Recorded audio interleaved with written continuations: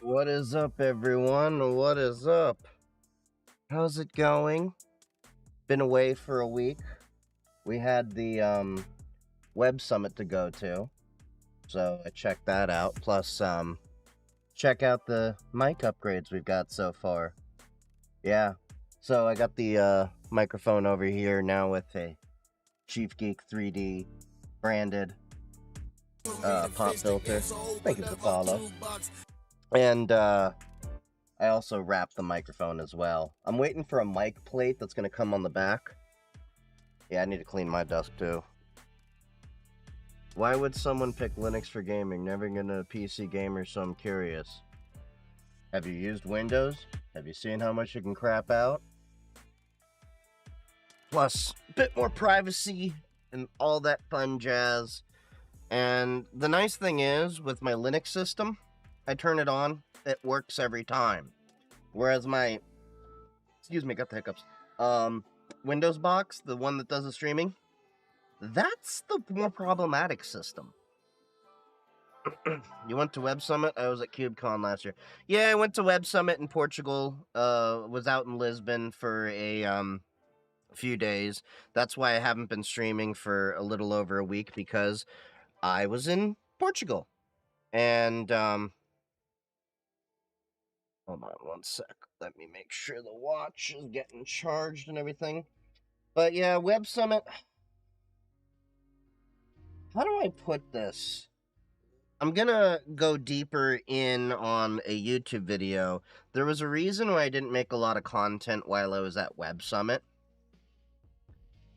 It was one of the most underwhelming, overhyped conferences I have ever been to. It was a major letdown. Let's be honest there. There were a couple of interesting products that I came across, such as there was a product that you could use an image as your password, and it's not steganography. But what I can't believe is that it is 2024. And I know AI was, going to be hyped up, but people were still talking about blockchain. We're going to be talking about some of the BS that I saw when I was out there. It was just AI was being injected to everything. So, hold on, let me get this out there. On YouTube. Sorry, I forgot to post on Blue Sky that I'm live, which, by the way, Blue Sky has been popping off while I have been overseas in Europe. They just hit 20 million users. Just within the past, was it yesterday? They've been gaining about 1 million a day for the past week. And like I've been saying, Blue Sky is something to be worth looking at, just like Mastodon. I've never really been that much of a fan of Threads. And it's been interesting to see that go. My Blue Sky is already twice the following of my Threads. And my Blue Sky is within arm's reach of my previous follower count that I had on Twitter before I stopped posting a year ago. But WebSummit, overhyped, overrated.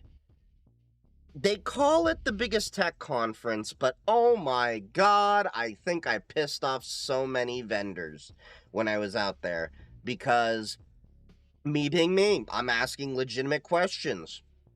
And it seemed like a lot of these companies were adding AI in because it's the buzzword, it's the hype. Not only that, I found a car. If y'all paid attention to my impromptu TikTok that I made,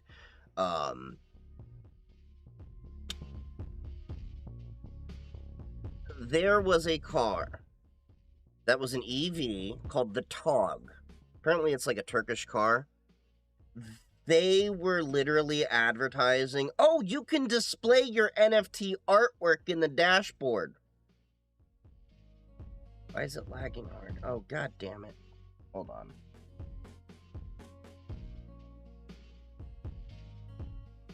One second.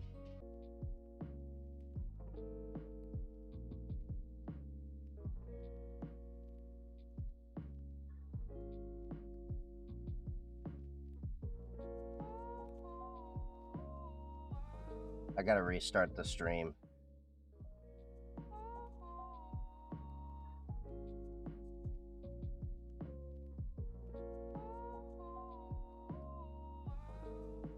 Come on.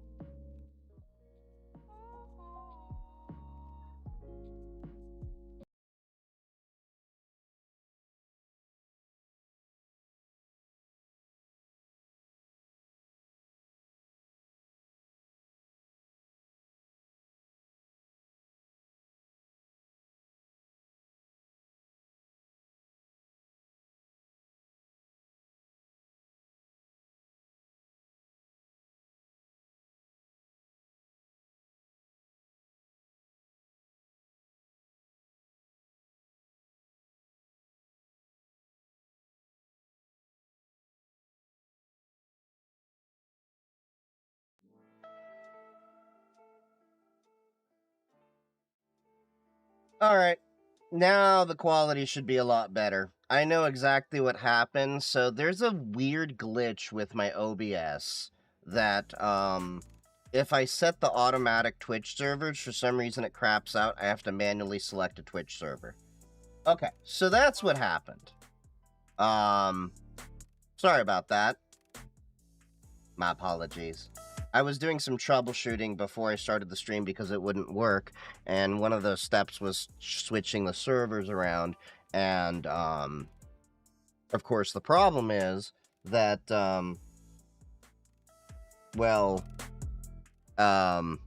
sorry. I'm still a little jet lagged and all that, so, like, I'm operating as if it were midnight for me. Because you know, Portugal and everything like that. But yeah, WebSummit completely overrated. It was very underwhelming. It was. I'm gonna be honest. If you're a tech person, avoid WebSummit. It is not that great. And Yitz was there last year, and he said it's declined from last year. I talked to many vendors that were there in prior years. It's declined from last year. And a lot of it, I think, has to do with the CEO and founder. So I'm going to get a little bit more into it in the YouTube, but a while ago, he made some controversial statements around the October 7th incident. Not to wade too much into politics here, but you had the Palestinian-Israeli conflict happen. And he made some remarks that caused both Meta and Intel to step away from WebSummit last year. And it caused a lot of people to pull out of wanting to do WebSummit. Patty Cosgrove, the guy that actually founded WebSummit and is the CEO, then stepped down last year. And then he came back this year. I think he's the big problem, to be honest. Looking around, didn't see any Israeli nor Palestinian startups. Now, I know a lot of Palestinians are in a lot of issues right now with a lot of things being destroyed, but you're going to tell me that there aren't Palestinians that weren't abroad or dual citizen trying to leverage their background to get some more funding and investment. Yes, I was at WebSummit in Lisbon. If y'all had actually been in the Discord or paid attention to my Mastodon or my Blue Sky, you would see I was talking about it. And I even had a couple of TikToks, but you know, yeah, there was a lot of people there. But to be honest, they said they had 71,000 tickets sold, but it felt smaller than DEF CON. I am really surprised when they said they had 71,000 tickets sold because I've been to the Consumer Electronics Show. I've been to DEF CON. I've been to many different B-sides. I've been to many different conventions. It did not feel like there were 70,000 people there. Now, to give you a little bit of understanding, if we look at, well, the venue size, that's the thing. The venue size was, actually a little bit smaller than the Las Vegas Convention Center, I'd say, that DEF CON was at. Oh, you're at one of the Alpha stands? Yeah, I was for one of the days, too. I was helping out a family friend, you know, go with their little project and everything like that. But on that note, Yitz was at WebSummit last year. He even told me it was a downtrend from last year. A lot of vendors were telling me the same thing. And,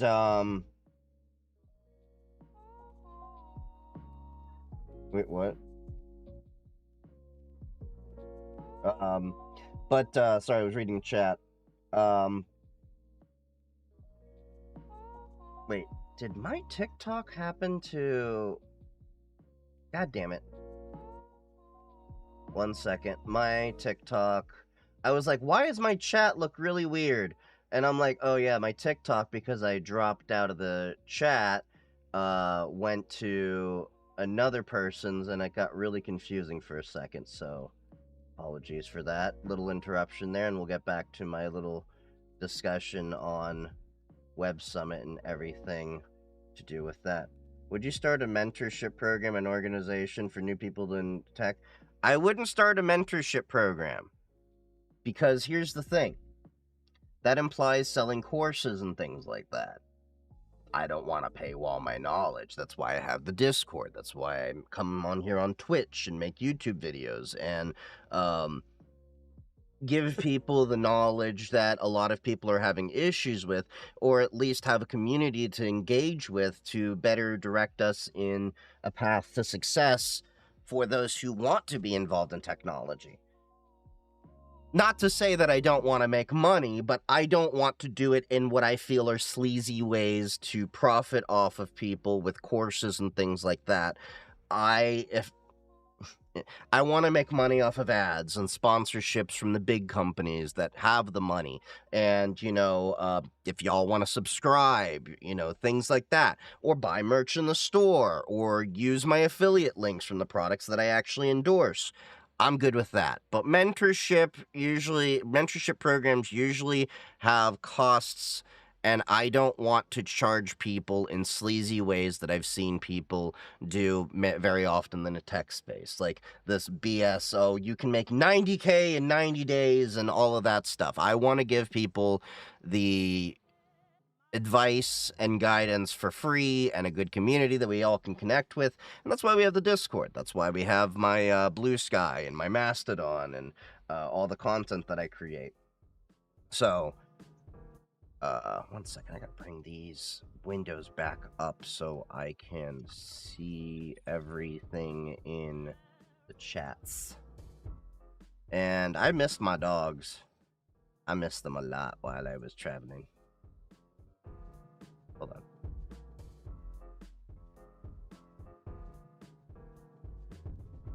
We have... I feel like I'm missing a window. I know what I am missing. Hold on. So the Twitch is there. I'm missing my YouTube chat. Give me 1 second. If I can remember. Quick open chat pop-ups. And we need to open the...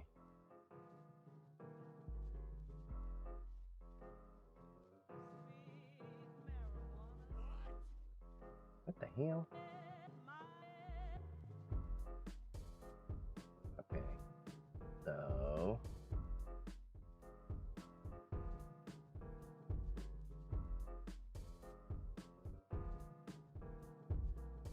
Oh, YouTube is open. Okay. We got that open. And we've got...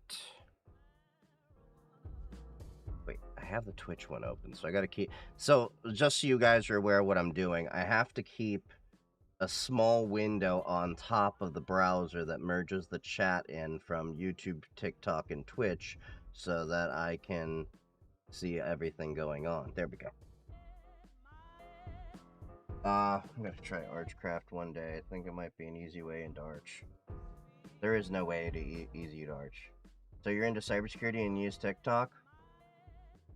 Yeah. For those of you that aren't aware, there's not really any more security issue with using TikTok than using any other social media app. The same complaints that you can make about using TikTok are the same complaints that have been made about Google. The same complaints that have been made about Facebook and everything like that. I just don't use TikTok on my personal phone because, well, it's an ADHD time sink, and that's how I started my entire social media. CCP. The guy that runs it is from Singapore.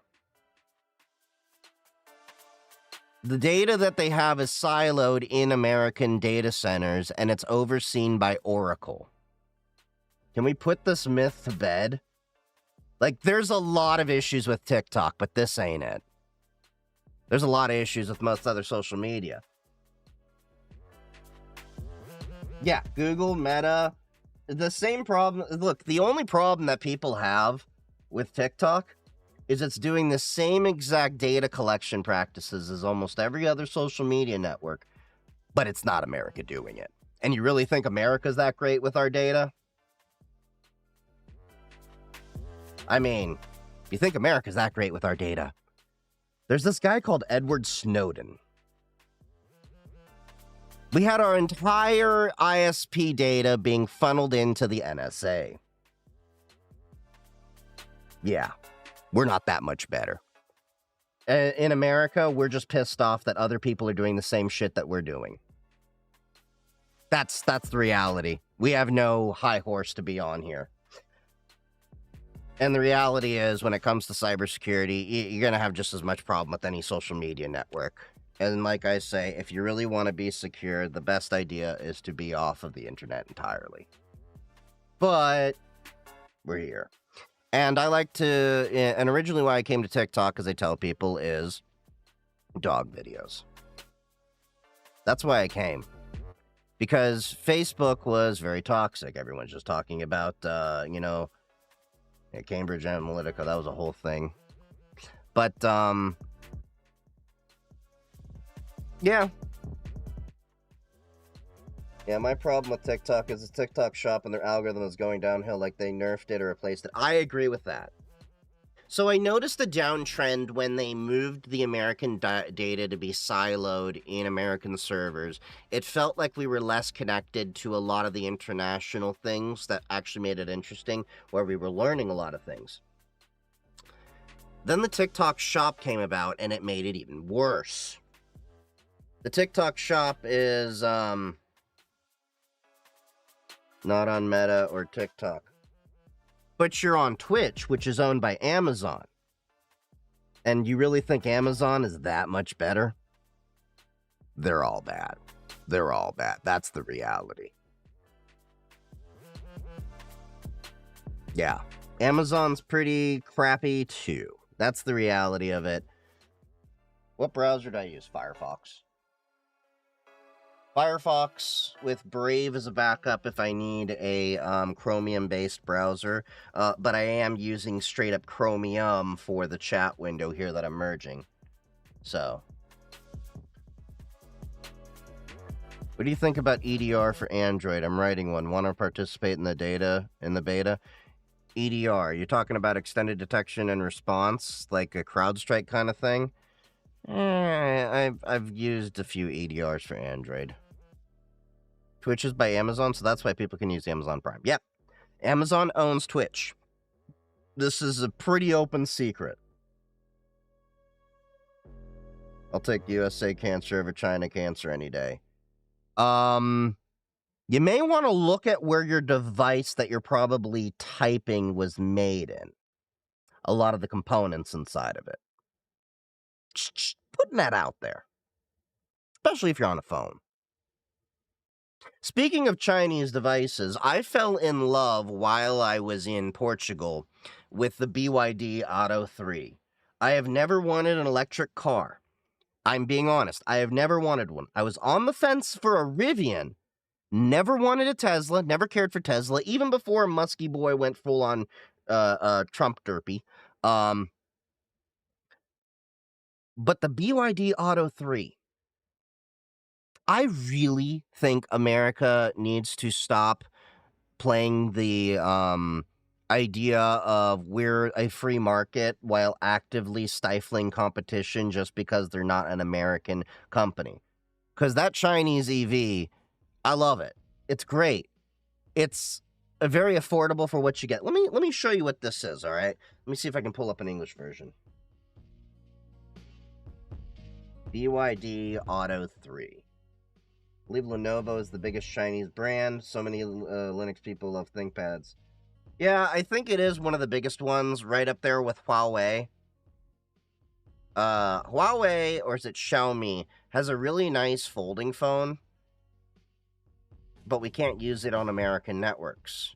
I did play with a little bit of the Huawei stuff while I was at WebSummit because Huawei had their cloud and things like that. It was interesting. I mean, it's basically just Chinese AWS when you think about it. Give me 1 second. I'm just trying to do the captcha here, but it keeps throwing buses at me. God damn it.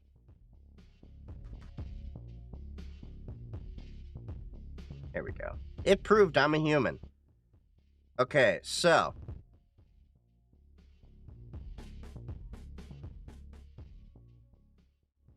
this right here is the car. I got to drive in this several times, taking Ubers and stuff, and it's a really nice electric car. About, 0 to 100 kilometers in 7.3 seconds. Got about a 400 kilometer range on a battery charge. And the interior of it was really, really nice. I like the interior, the whole design of it, and how it drove, accelerated, everything. My understanding is the BYD battery packs are starting to be used in Tesla. I could be wrong on that. It was told to me by a couple of people.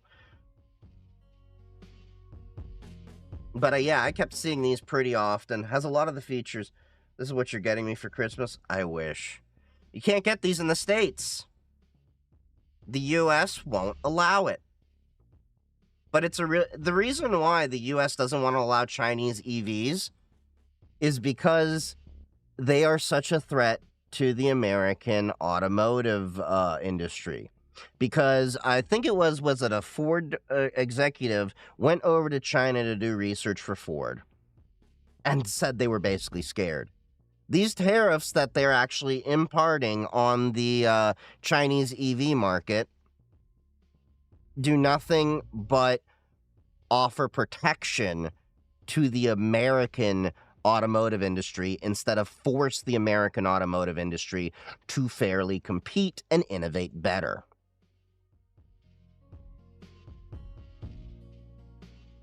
But yeah, this was nice. See, like, let me put it this way. This dashboard they had, let me see. Can I get the see this?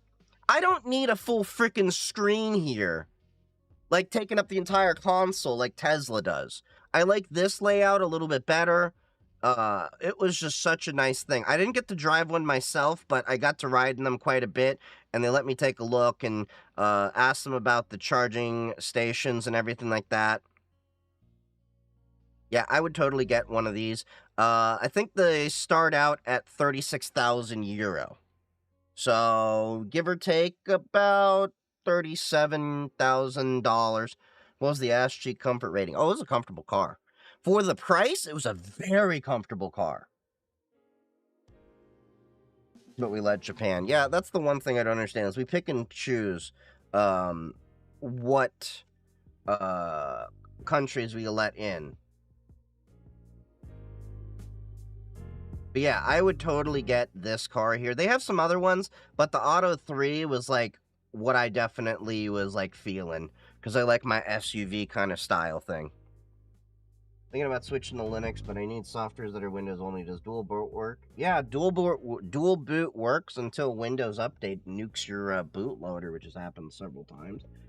It's a thing. You can do it.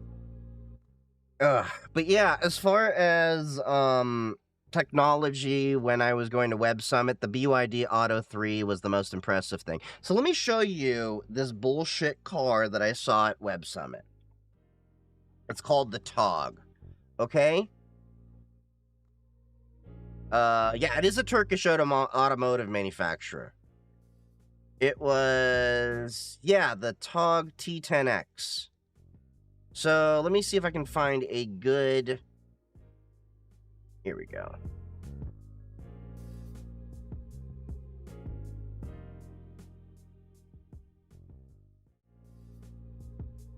This car right here. Honestly, didn't seem that amazing to me. Let me see if I can find. I need to find it because this had the dumbest feature, which was, oh, you can get your NFT to display.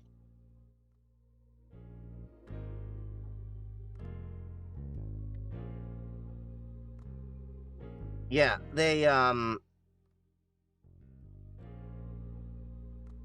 yeah.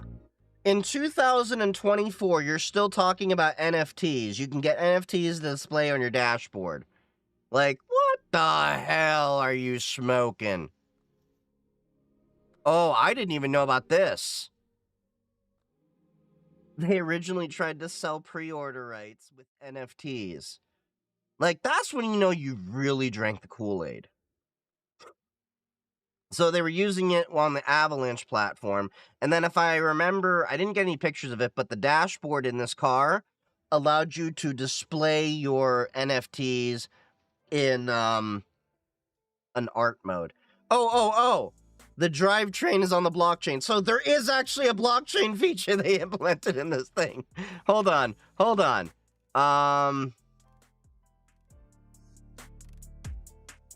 There was a blockchain feature where you could like create NFTs or something like that through the magnets. I can't remember the specifics of it, but there was some sort of NFT fee. The honest truth is, when I was getting demoed this car and everything like that, my eyes just kind of glazed over. Like, you cannot be freaking kidding me. You cannot be freaking kidding me. We're still talking about NFTs, and you put an NFT in a car, and your feature is that you can display your NFT in your art dashboard. It's like, okay, so you know the concept of Steeler stickers, as we call them? Like, you would get, like, kicker subwoofers and, you know, Fox shocks and struts, and you would put those stickers on your car, and everybody would jokingly refer to them as Steeler stickers because we knew what kind of hardware you had in your car. The same kind of shit, except now when you're displaying an NFT, people know you got money.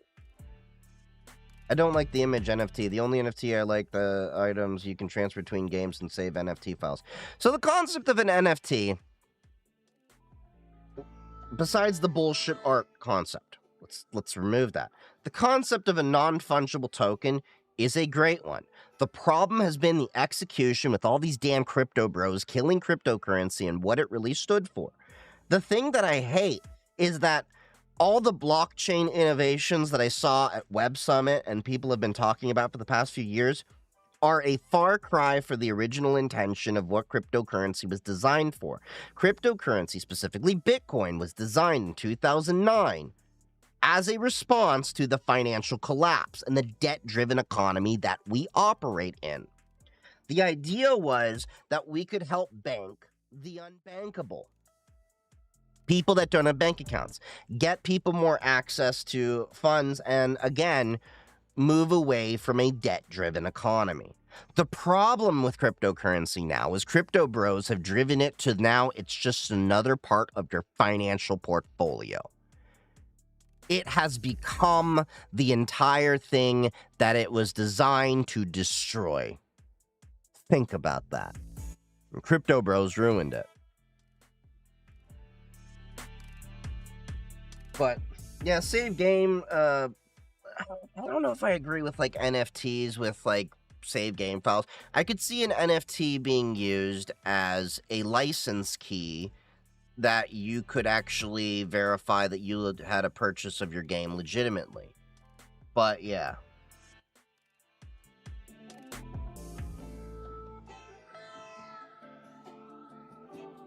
I also think I have kind of a cold coming on after my travels and everything like that. But other than that, what do y'all think about the little upgrade I did to my Shure microphone? Got my name on there if it'll focus. Probably won't. There we go. See? Got that. We got the circuit design. What news did you put? think I made a pic of my cat into an NFT. I think we got when the whole idea of NFTs just came out. I think Darko can confirm this. I think we have a picture of his nipple as an NFT somewhere. I'm not even joking. We did that just for shits and giggles because we're just like, all right, let's like play with this idea of minting an NFT like early on. And Darko just literally lifted his shirt in the old Tech Talk Discord, and we made an NFT of it.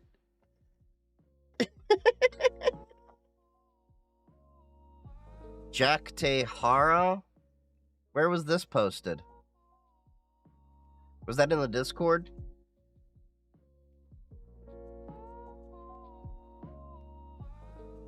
I didn't see it. I've been kind of busy. Let me see. I know HBX has been posting a lot of news in there. Oh, I saw the Lemonade thing. You sure that was in Discord? What's up, Jack? Did you hear that apparently, allegedly, Massachusetts Air National Guard guy who leaked documents in Thug Shaker Discord? Oh, that dude!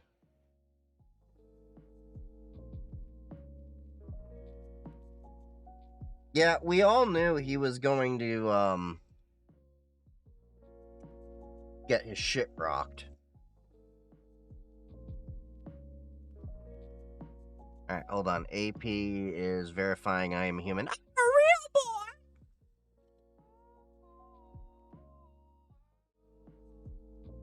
boy! 15 years. This dude... I'm trying to remember.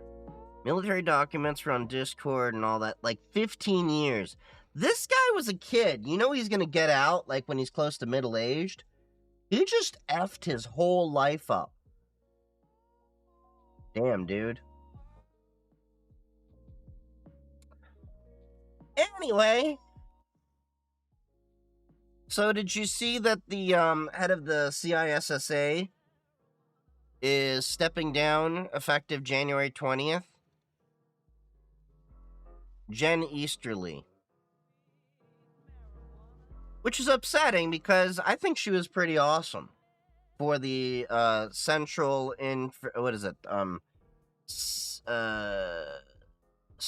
Infrastructure Security Agency, CISA. That's the one agency that I actually like. CISA. Not CISSA. So, Cybersecurity and Infrastructure Security Agency. I just know it by the acronym. I don't spell it out, okay? But she did a great job during her tenure with the CISA, and it makes total sense why she's stepping down January 20th, because she's probably going to get fired by Trump, or Trump is going to have some retaliation against her, because she was, if I recall, part of the CISA, or that was actually debunking his, stolen election stuff in 2016, and there's some stuff that was debunked and misinformation. So, I have a real... 2018... In April 2021, nominated Easterly. Okay, so it was after that. Okay, yeah.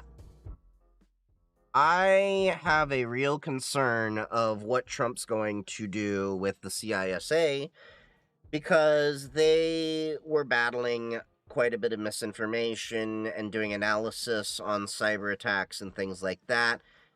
And I just don't have much confidence in whoever they appoint.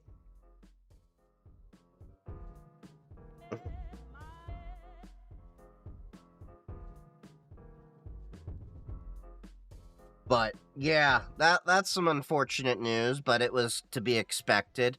I don't know of anyone I would actually really trust offhand to run CISA, and I don't trust Trump is going to put anyone that's going to be that great for it either. Another thing that HBX shared in the Discord was the Gray Key article as well about some leaked documents that show what phones the secretive tech Gray Key can unlock. So Gray Key is a competitor to Celebrate and is used by law enforcement to gain access to a lot of different devices. So we have this little spreadsheet here of what phones they are able to access, and iPads and stuff like that, as of right now, which was pretty interesting because normally we don't get this much information to at least see. Did you see the newly elected head of FCC? No, I did not. I can look them up in a sec. So they have partial access to most phones, but if you have an iPhone 11 or older, full access to your device. So, I have my phone set to reboot every 12 hours and power on and off, but on its own, but also encrypted. Yeah, I have my Graphene phone set to do similar. Graphene OS is kind of nice. I have that on my Pixel 7a. Probably going to stick with that Pixel for a couple more years. I don't see a need to upgrade.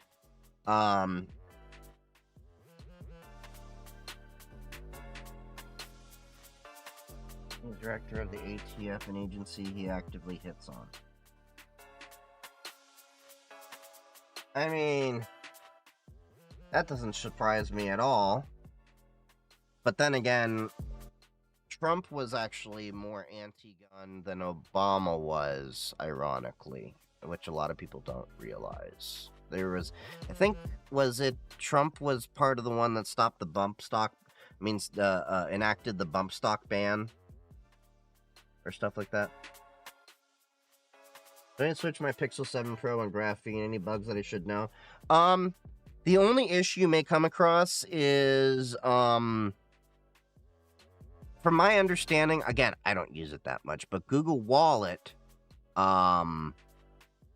doesn't work as well with Graphene, just by the nature of how it works. But aside from that, everything works on it just like you would expect. Just remember, you're going to have to do some extra hoops because it is a lockdown Android. So out of the box, it doesn't have the Google Play Store.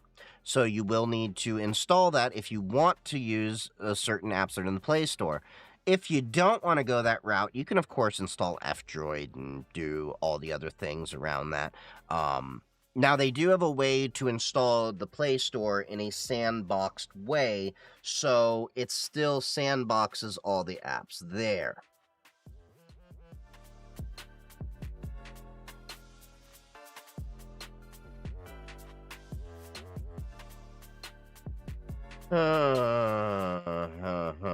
Brendan Carr. Oh, yeah. Project 2025's chapter on the agency.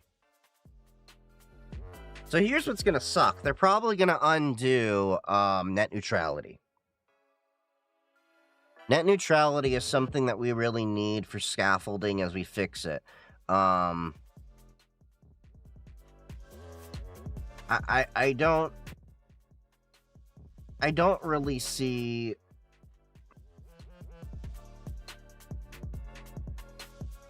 Yeah, no Aurora Store. I hope the focus log goes through all phones, unlock after 30 days. I hope so too. I don't really think that there's any reason that your phone should remain locked after you've purchased it, even if there's some bullshit contract. When you pay for your phone, you have an agreement to pay for the hardware if you're financing it. As long as you're making payments on the phone, I don't see the issue. And not only that, it should be unlocked even if you decide to move carriers, because that carrier lock-in is a big issue. I don't like the fact that part of the reason why many people are with the big carriers is because, well, I have to finance the phone. We should be able to purchase and finance the phone without any particular cell provider. I really believe that it is a huge hindrance to a lot of the competition, because people don't often switch providers when they're having issues to allow for more competition because their phone is locked in. Now, Android, the Pixel specifically, you can buy a Pixel in a finance without a contract. I mean, you have a contractual obligation to pay Google for the phone, but you're not buying it through AT&T, Verizon, T-Mobile, or such. I believe you can do the same thing with Apple as well. You can finance it directly through them.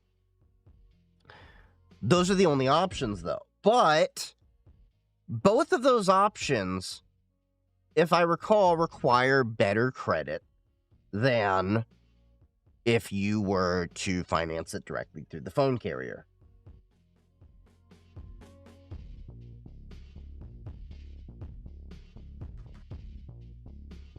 I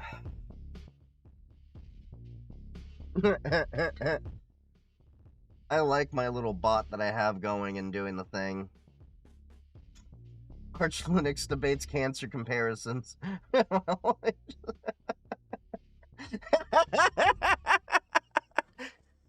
I love that little bot.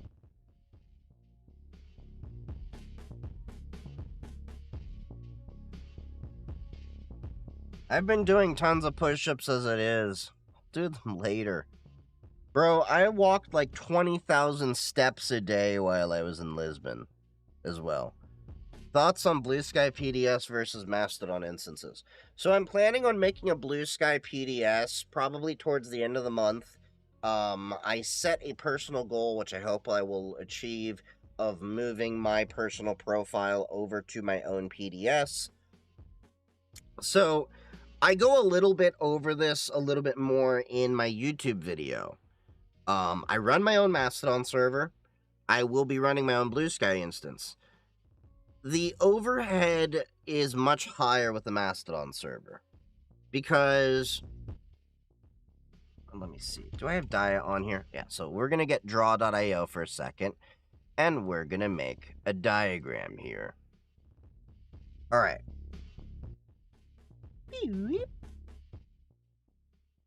I need to get like a drawing board or something like that one of these days. All right, so imagine this is Mastodon, okay? So you have your Mastodon server.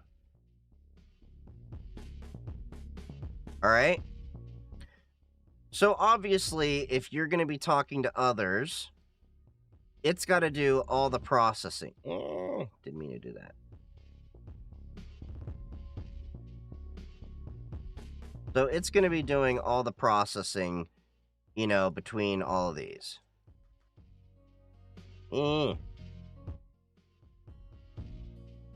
So imagine, as you get more servers, you just end up... Wait, it's been a while since I used this app. Yes, okay, I remember. You can just do that. So imagine, if you would, you just end up having more servers, and the more that your server's talking to other servers, the more overhead and processing power you need over time. Because the reality is, it's doing everything here. We'll get to why I'm talking about this. So imagine you have like all this. The scaling is going to require more power over time. Plus, it's now feeding in all of this in to the database. Everything inside the Mastodon server is contained on that one instance. So for my little server that is very well federated, just for the few dozen people I have on, well, I only have like about a dozen or 2 dozen people on my server. And that's only because it is so overpowered because I keep having to scale the database as well as the media storage on there. Excuse me. I have a managed host with Masto.io. Yeah, it's draw.io.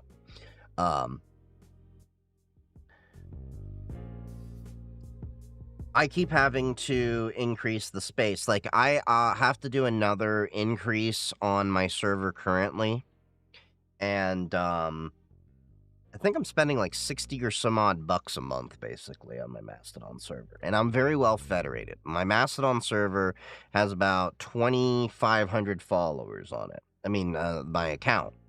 It is my most powerful server in my entire arsenal, if we want to do those calculations. And that's because I am federated to, I think, close to 10,000 servers or something like that. How old am I? in my early 30s. I do cybersecurity engineering. So yeah, the Federation, it's a lot of overhead to scale. So that is one issue. Now, let's take all this. We'll push that up here for a sec. Now, let's say we have... This is the difference with how Blue Sky operates over here. So you're going to have your Blue Sky PDS. So what that stands for is a personal data server. But it doesn't do all the processing. You just host your data. So it's actually going to have it in 3 different components.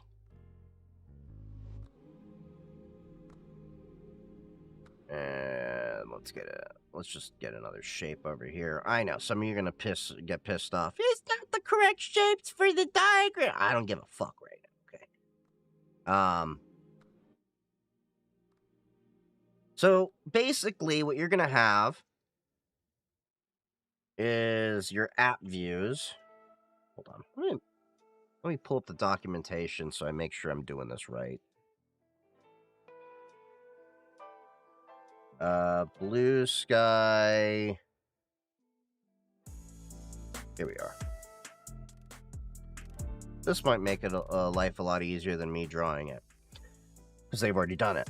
So the way they split the Federation up is into several components. So you have your PDS, your relay, and your labelers. Those are the majority of the things. So the relay is basically, just think of it as a fire hose absorbing all the data and everything going on. A PDS is just hosting your actual personal data. So you can have like a small PDS for like on a Raspberry Pi, for example. And that's good enough to host a few people.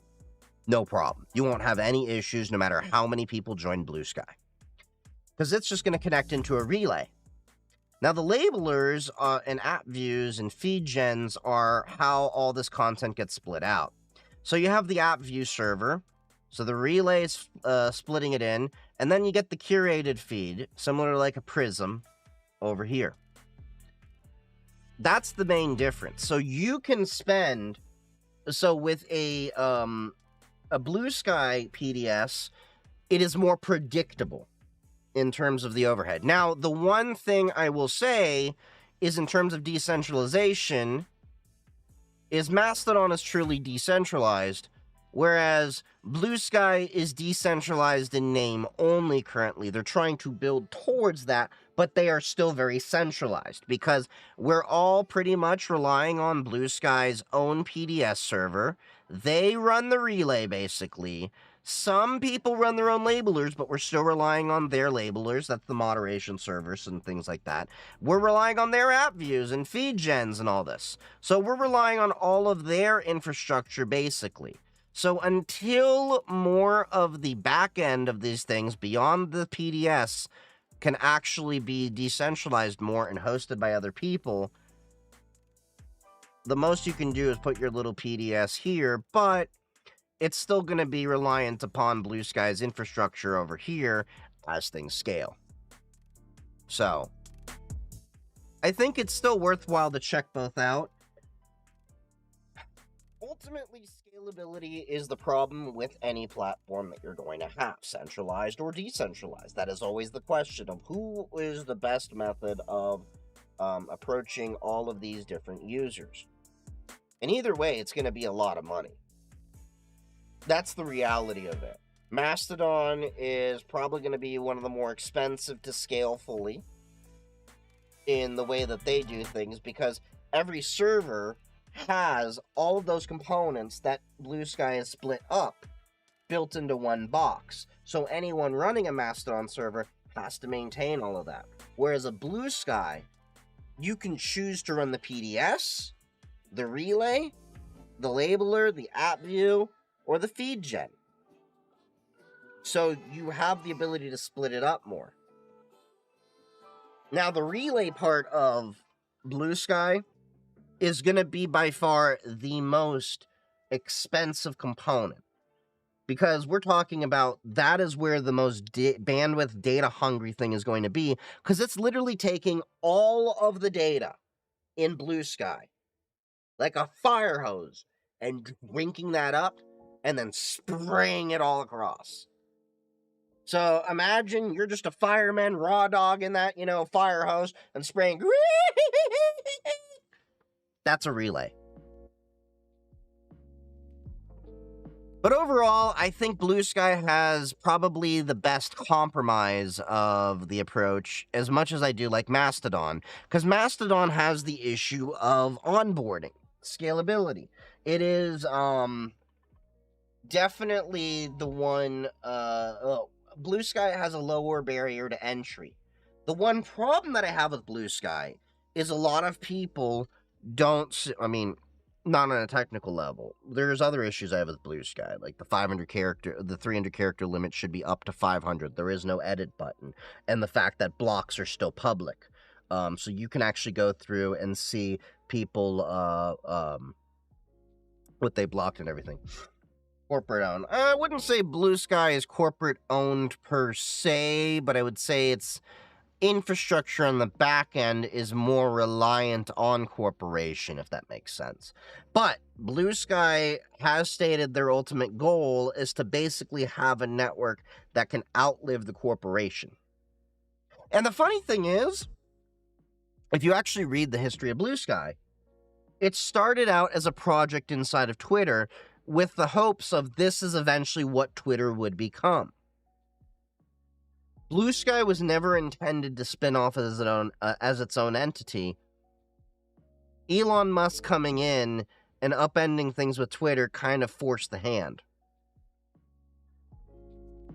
Mastodon, the best for now. Expensive to host, but it's expensive, but also the learning curve is a lot more steeper for Mastodon. What I mean by that is, it reminds me of having to explain email back when I was a kid to a lot of older people, like my mother, for example. My mother proudly did not use computers up until about 15 years ago when I was in high school. And I had to explain how email works and everything. I remember there was a situation with my mom when she's like, all right, I finished typing my email, and I'm like, Mom, you typed the entire letter in the subject line.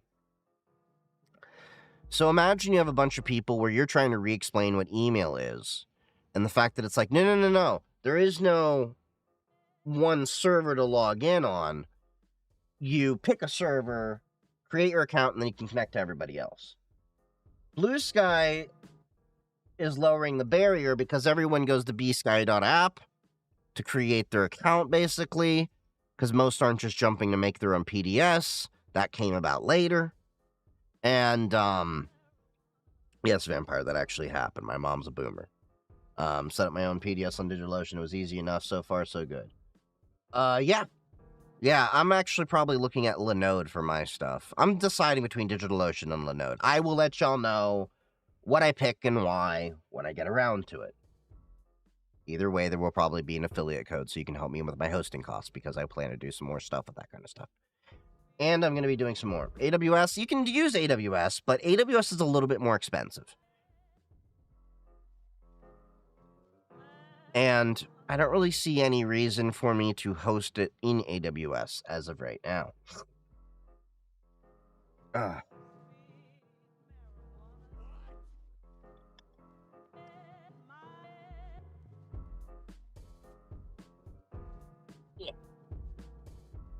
I sealed this water bottle before I left for Portugal. God damn. It must be the pressure that I, because of the weather change and everything. There we go. Under pressure. Doon doon sh doon doon sh doon doon sh doon doon.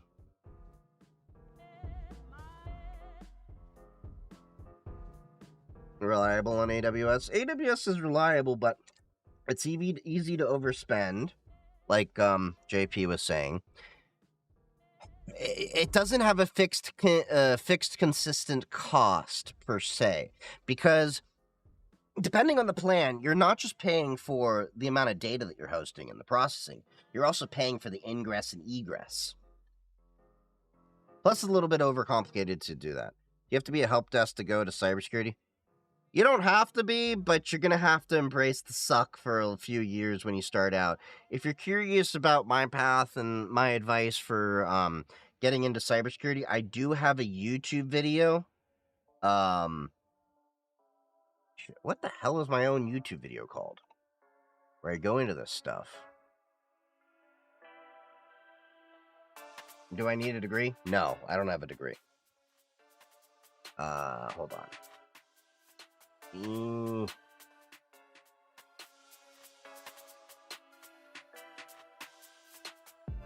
YouTube's being a dick right now.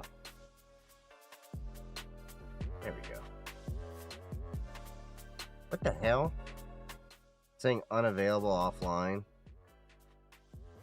Why is my YouTube being a dick?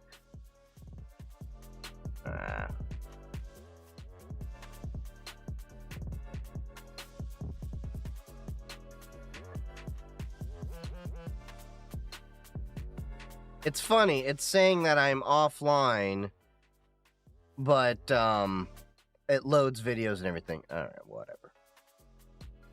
B/ChiefGeek3D. All right. So if you go to... See, why does it keep saying I'm offline?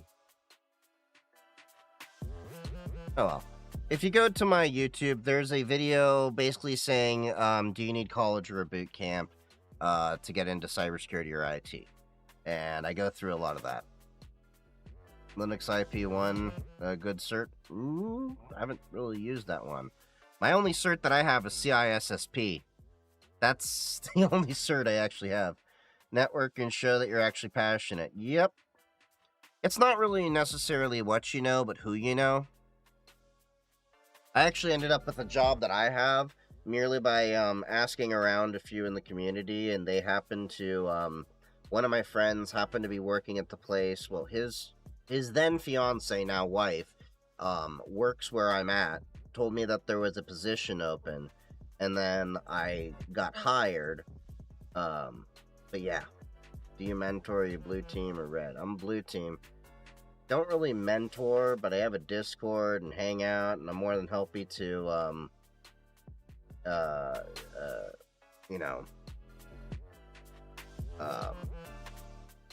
give some guidance and help for different things. Some people get OffSec jobs without certain or degrees or experience, not even a portfolio without certs. Yeah. My first cert I actually got working for this company, and it was simply my coworker said, "Hey, I want to go get CISSP. Will work pay for the cert for me?" And the manager said, "Yeah." And then I kind of just said, "Can I get on that too?" So yeah, work paid for my CISSP. Now I'm looking at CASP and maybe CCSP. That's because work's paying for it. Don't need it, but if work's paying for it. I think another thing I've been looking at is Zscaler Zero Trust Network.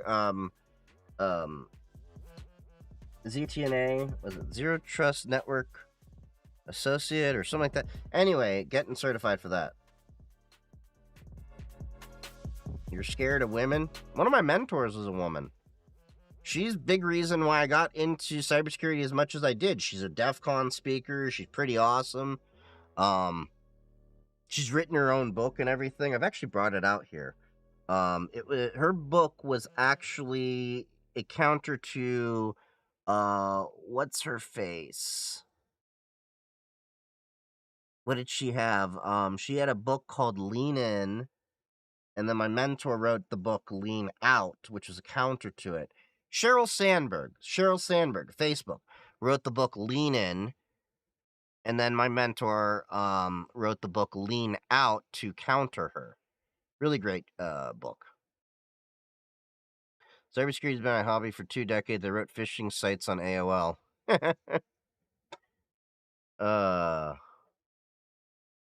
Now, one of the other interesting things, because I've been like keeping up with a little bit of the drama and everything like that on social media and everything like that. Let's see. There was Johnny Somali, one of the annoying live streamers, getting stuck in Korea. because he bit off more than he could chew, and now he's getting like how many ever years and everything like that. The InfoSec drama is real. Yeah, there's InfoSec drama, but I'm talking about social media drama. There's cleared a decent part of my desk off. Did you do that, or did your cat just come in and go, F you! F you!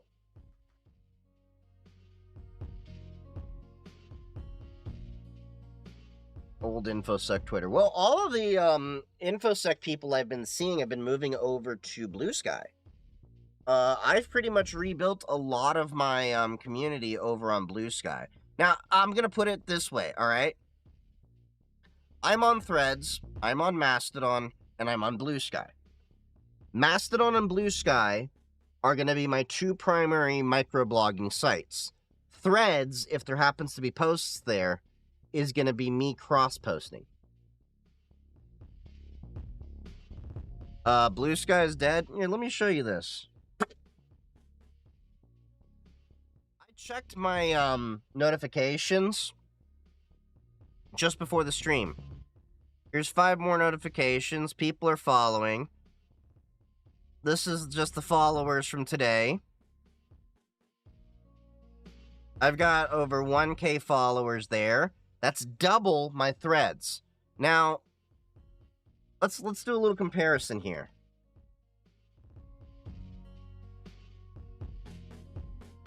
If you go to my threads, go to my notifications in terms of engagement. 17 minutes ago, many of these things happened hours ago. We're going to scroll. All right, that's 1 day ago. All right? 1 day. Let's scroll to see how far it takes me till I can get 1 day ago of notifications. Still going. Still going. We're only 7 hours away. You tell me which one seems more dead. Would you get an IT job just by knowing one language? Like if you're proficient in Python? That'd be more development than anything. All right, there you go. So like 1 day ago, we had to scroll this far. Not only that, I have so many different feeds. So of course you ever discover you're popular with friends. But I have all these other feeds that I've added over here. So I got my Cybersecurity Trusted, Science, Gardening. I want to see what's cooking. See what people recipes are. I've got several cybersecurity feeds for different, ways that they get processed.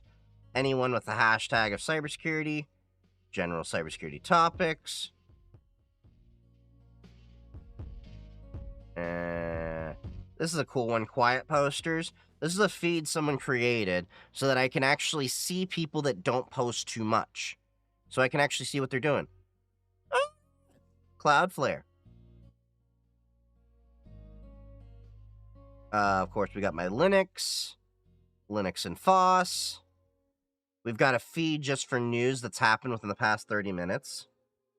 Is there femboys on Blue Sky? I'm pretty sure there is. This is another cool thing, is I have a feed of mutuals. So I can go to this and I can see what all of my mutuals are posting. Or if I want to see what my followers are up to, so I can see how toxic y'all are.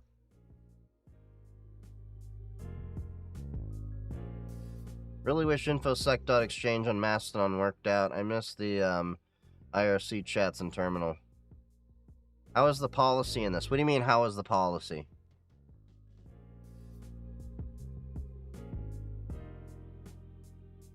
But yeah, I've got multiple feeds, even one for Microsoft Security and Identity, journalists on Blue Sky, news on Blue Sky. So I can have custom feeds any single way I want. And there's so many different ones out there. And different moderation services you can subscribe to.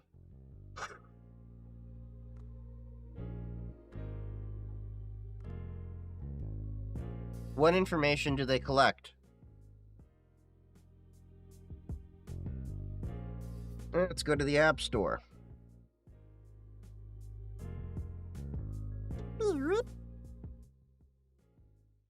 App Store. Blue Sky.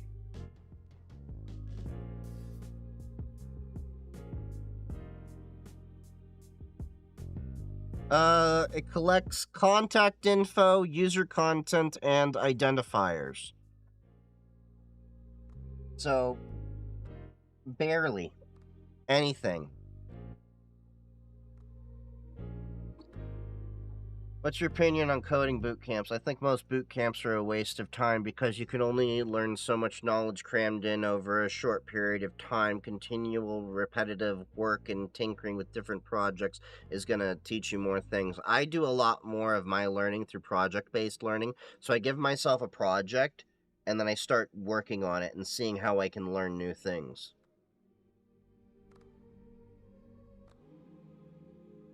House Republicans have revived H.R. 9495, which would give Trump power to shut down nonprofits he doesn't like under the guise of fighting terrorism. Oh, lovely.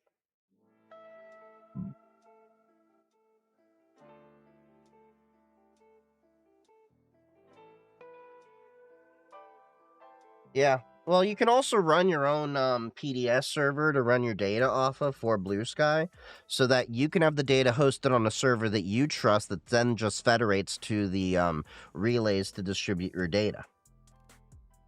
That's an open source thing, by the way. So you can easily do that. There's plenty of people doing it. I'm planning to get my own running probably by end of month and start doing some testing and then migrate from Blue Sky's own PDS to my own PDS, hopefully end of year. I want to do some tinkering and, if anything, plan for it on Q1 of 2025 at latest. Because I like to take my time. Because I'm not just going to here's an Ubuntu server, and we're going to throw the Docker container with the PDS. No. I got to set up all of my walls of defenses. Got to get that tripwire going. Got to get that CrowdSec going. The fail to ban. Set up the firewall rules. Lock down the SSH key. All of that jazz. Plus, set up all the backups and everything for that data. The basics. I can't get over how nice this microphone looks now that I've actually skinned it and everything. I just gotta get that plate. I just gotta get that plate that's coming in. That'll be here this weekend, my understanding is. And we're gonna have my little penguin on the back. I thought it was about time for me to do that. So, it looks nice. And I got my name on both sides of that pop filter, just in case we ever catch me from the other side. I like the little bot that I set up before I left. Can you guess the vast expanse of Idaho to the nearest 10,000 square miles? Interesting. Yeah, I've been doing a little bit of fun with the Twitch side of things for bots and everything. I'm planning to do some more things. It's just a matter of having time. I still have to edit some videos. I have a video that I'm working on. I already recorded about the Aerospace Village badge. So while I was flying to Portugal, by the way, I brought the Aerospace Village badge with me. I was plane watching while I was on a plane. It was the funniest thing because several people just saw a dude with a badge. There's a whole bunch of circuitry and that had a radar screen. One guy honestly thought is that an explosive or something? And even a stewardess came up to me, a flight attendant, and I'm like, nah, it's a ADS-B receiver. I'm just watching planes. Yeah, that was fun. I can get about a close to 100-mile range on that too. It was really interesting. The scenic state of Idaho stretches over an impressive area of approximately 82,751 square miles. Idaho sure is a hoe spreading them legs that wide.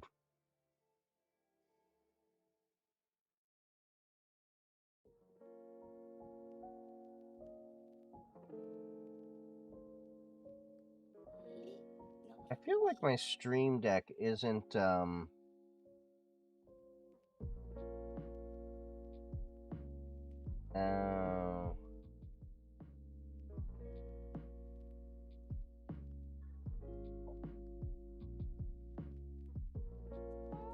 it's not pulling in the sounds.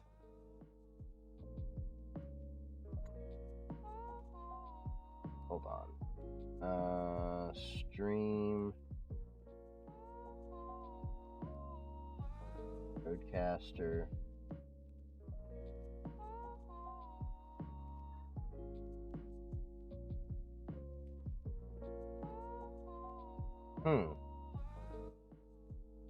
Oh, I know why.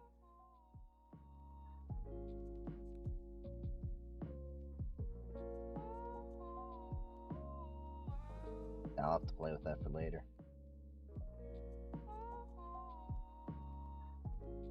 My dude, this is not an airport. You do not need to announce your departure. My Stream Deck.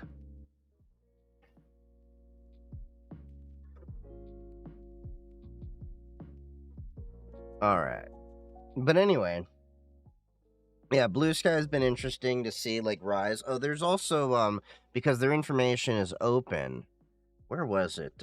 Blue Sky, live user count. There's already a few tools out there to track the live user growth.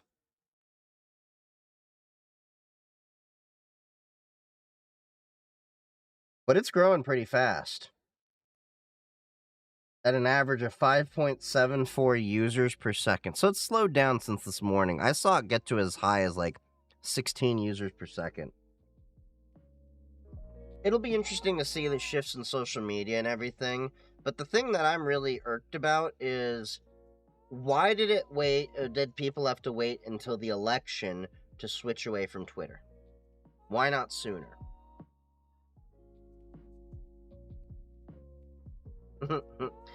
Have you seen Airplane the movie where they said red is for loading and unloading only?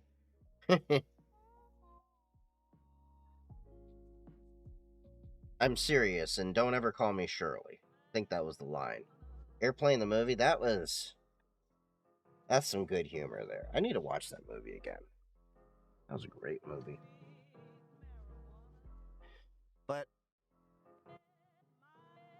the funny thing is, all right, let me point this out.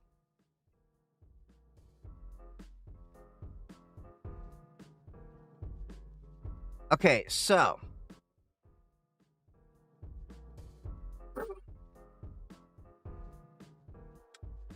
if I go on Blue Sky and Mastodon, you're going to find people talking about all these interesting topics and everything like that. But when I go to Threads, I mostly am seeing people talking about Blue Sky. Look at this. All right?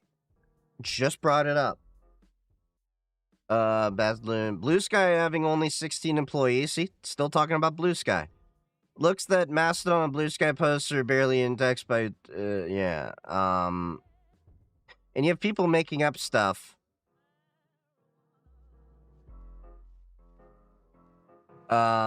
I found a lot of people just making up stuff on Threads to hate on Blue Sky, and I'm like, buddy, you can tell that you don't use it. It's like, so Blue Sky is a new platform by Jack Dorsey, formerly Twitter. Why didn't you just quit Twitter? Jack Dorsey hasn't been involved in like a couple years now. See, like, look, I'm going through Threads, and look how many posts are talking about Blue Sky, all right? Let's count. So we got 1. I guess we can count that as 2, 3, 4. That's mine. We're not going to count that. 5. Hey, look! We finally have something that has nothing to do with the talk of Blue Sky or anything like that. It's a cybersecurity meme. And then we got I'm Endeavorance. Good dude, by the way. So now we got 2 in a row. Oh, look! We're right back to Blue Sky Social. 6. And yep, there's Blue Sky right there. Look at that. Look at that. We'll count that. We'll count that. 7. Now we got Jeff Geerling talking about the Raspberry Pi that runs a GPU accelerated LLM. So far, we've had 3 out of all of these posts that had nothing to do with talking about social media. This is Threads. This is insane. It's almost all Blue Sky. Blue Sky. Now we got a dog post from Threads. See? There we go. Blue Sky. Blue Sky. All right. I had someone comment on my old DJ show that I used to do 10 years ago. Now I have the itch to do it again. Maybe that's something I can do live on Twitch. See? Okay. So that's not, Blue Sky related. Not Blue Sky related. Oh, there we go. Another Blue Sky post. And this is all on Threads. Like, this is insane. I'd have to say, 80 to 90% of my Threads feed has been talking about Blue Sky for the past few days. And I'm just about to barely hit 500 followers on there. A video of Wayland getting added to Raspberry Pi. Yeah, Wayland's starting to take over more and more. I'm waiting for Cosmic DE to come to Pop! OS so that I can start using it more. So I want you to also notice this interesting. So I've been doing an experiment for the past several weeks. So what I've been doing is I've been queuing a lot of posts and everything like that, so that I can actually gauge what's the engagement like and everything like that. So if you notice, no app needs to have access to your location. Like, a lot of these are just cross posts and everything like that to the same platforms. I am posting the same things on Threads, and I'm getting almost no hits. What does Wayland do? So you basically have the X server. Your display, it's a display engine, not a display driver, but it helps drive the visuals. So in Linux, for many years, we've been using X11. X11 is what displays a lot of our stuff. Wayland is going to be taking over that. Wayland is a lot better, but it still, has some things that need to be matured and everything like that for it to be fully supported. Wayland is going to fix a lot of the problems that we've had with X11 and things like that. Is it a drive compositor? Display? Hold on. This is going to bug me.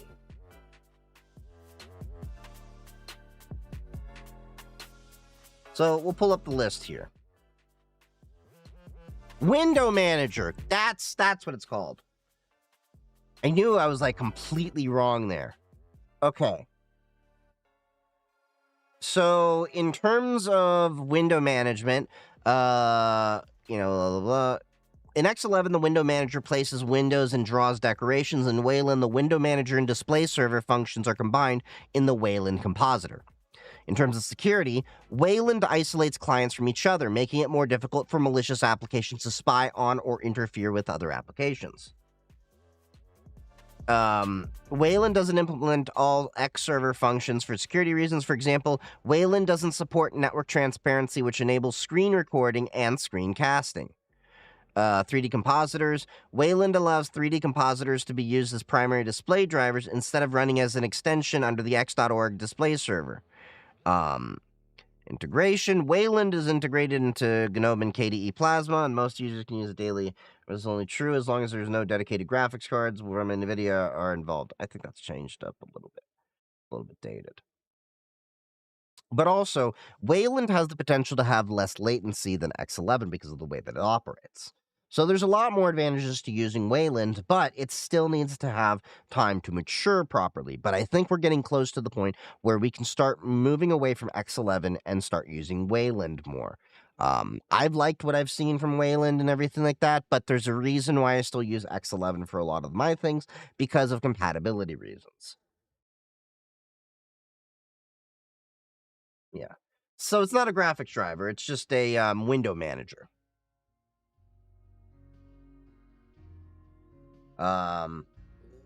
Yeah. Reduced input latency, better performance, simplicity and streamlined code base, and enhanced security. Those are the main takeaways.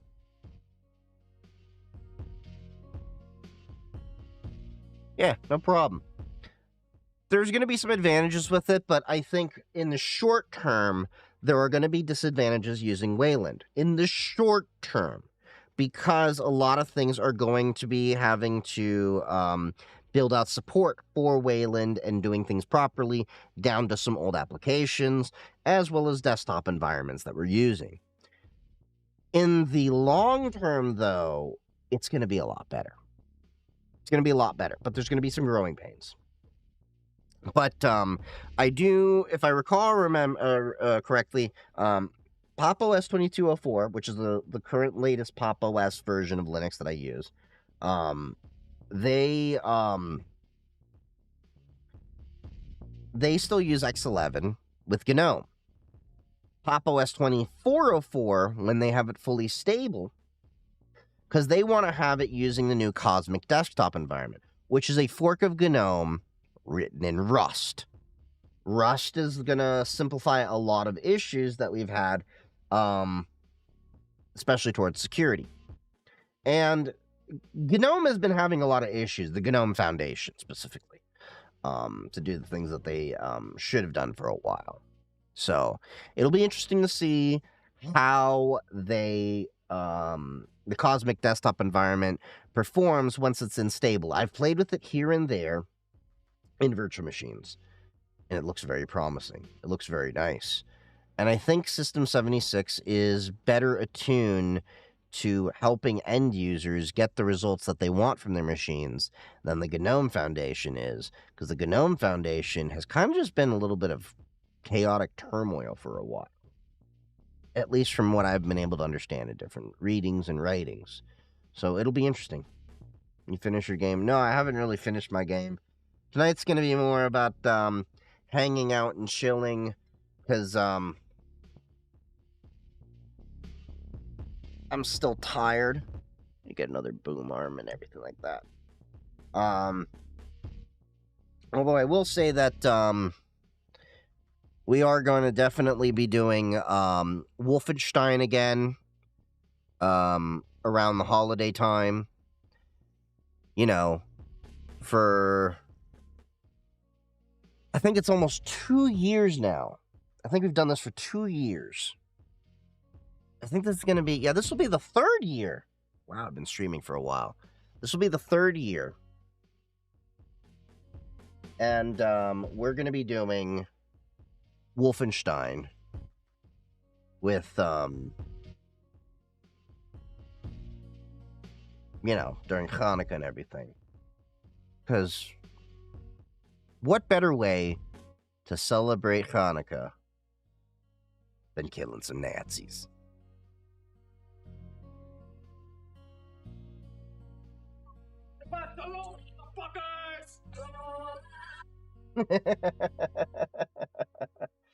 I will never get old of that.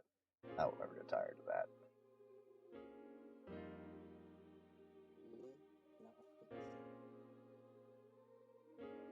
I'm curious though. Hold on. Yeah, so the audio does run through. I gotta fix the Elgato wavelength thing. That was one thing I've been playing with before I left for Portugal. So, oh yeah. So WebSummit, one of the most underwhelming tech conferences, I said that before, but there was many reasons why I found it very underwhelming. Yitz was there last year. He says that there was more booths and everything like that for different businesses and everything like that. I also noticed that the investors just kind of stayed in their investor lounge the entire time instead of checking out a lot of the other products. And it was just kind of a wash, and and one of the most slimy, grimy things about WebSummit, before WebSummit even finished, we're talking like the day of, a few hours before, in the WebSummit app, it pushes a notification to me about how I can reserve my ticket for WebSummit next year. I have never been to a tech conference that is trying to sell you on buying your ticket next year while you're still at the conference, or even the day after. They mostly just stick you on an email list, or you just kind of have to be aware of it, like with DEF CON. DEF CON, I get my alerts through Mastodon. That's where I'm getting most of my DEF CON alerts from, or the DEF CON Discord server that I'm a part of. B-Sides, same thing. I'm on email lists for several of the B-Sides groups. CES, I think I'm on some email lists. But the fact that you're trying to sell me on a ticket, no. And I would not recommend anyone that is into technology to actually go check out WebSummit. If I were to go to a conference for technology in Europe right now, the one I'm more inclined to want to check out is the Chaos Communication Conference, the CCC. For those of you not familiar with the Chaos Communication Conference, that is, from my understanding, the equivalent of DEF CON for Europe. Maybe not to the level of DEF CON, because it's DEF CON, but that is definitely on my bucket list of things to do. There's also, of course, B-Sides out there. I was really miffed that I found out B-Sides in Lisbon, Portugal was going at the same time as WebSummit, and I was trying to buy a ticket for it before I head out, but they had already sold out. Otherwise, I would have ducked out of WebSummit and gone to B-Sides in Lisbon. I would much rather go to a B-Sides than I would WebSummit again. And there was nothing really at B-Sides that caught my eye that I'm like, ooh, wow, this is amazing. They even had a talk with the head of Proton and the head of Mozilla. I think it was the head of Mozilla. And the Washington Post was interviewing. The questions were so lukewarm. I walked out halfway through.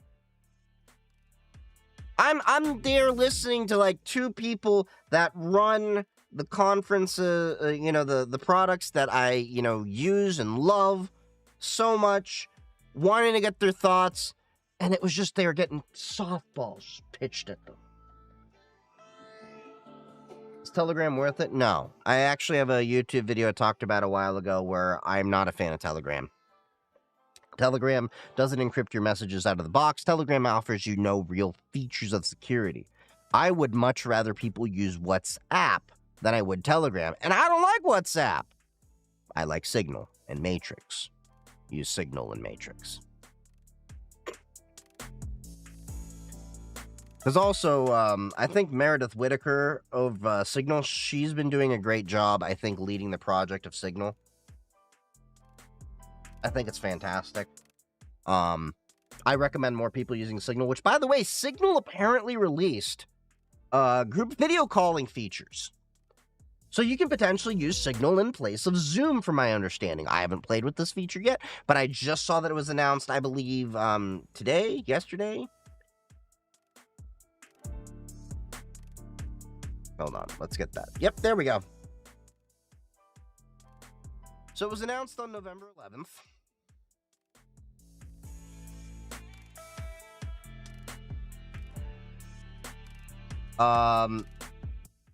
They're working on, group calls and everything like that. And this is great. This is great because everybody has been by default using Zoom for a lot of things. I would much rather a person use Signal than Zoom. So they're launching call links. Share a link with anyone on Signal, and in just a tap or click, they can join the call. No group chat required. Because that's how you used to have to do it before, is you had to create a group chat, then you had to call all the people in the group chat, and then get that done. Now that we can do this, this replaces the need for Zoom. Doesn't replace the need for Teams if you're in a business, but Signal is my preferred method to communicate with a lot of different people.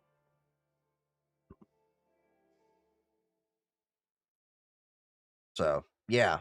Call links, raise hand button, emoji reactions, dedicated calls tab.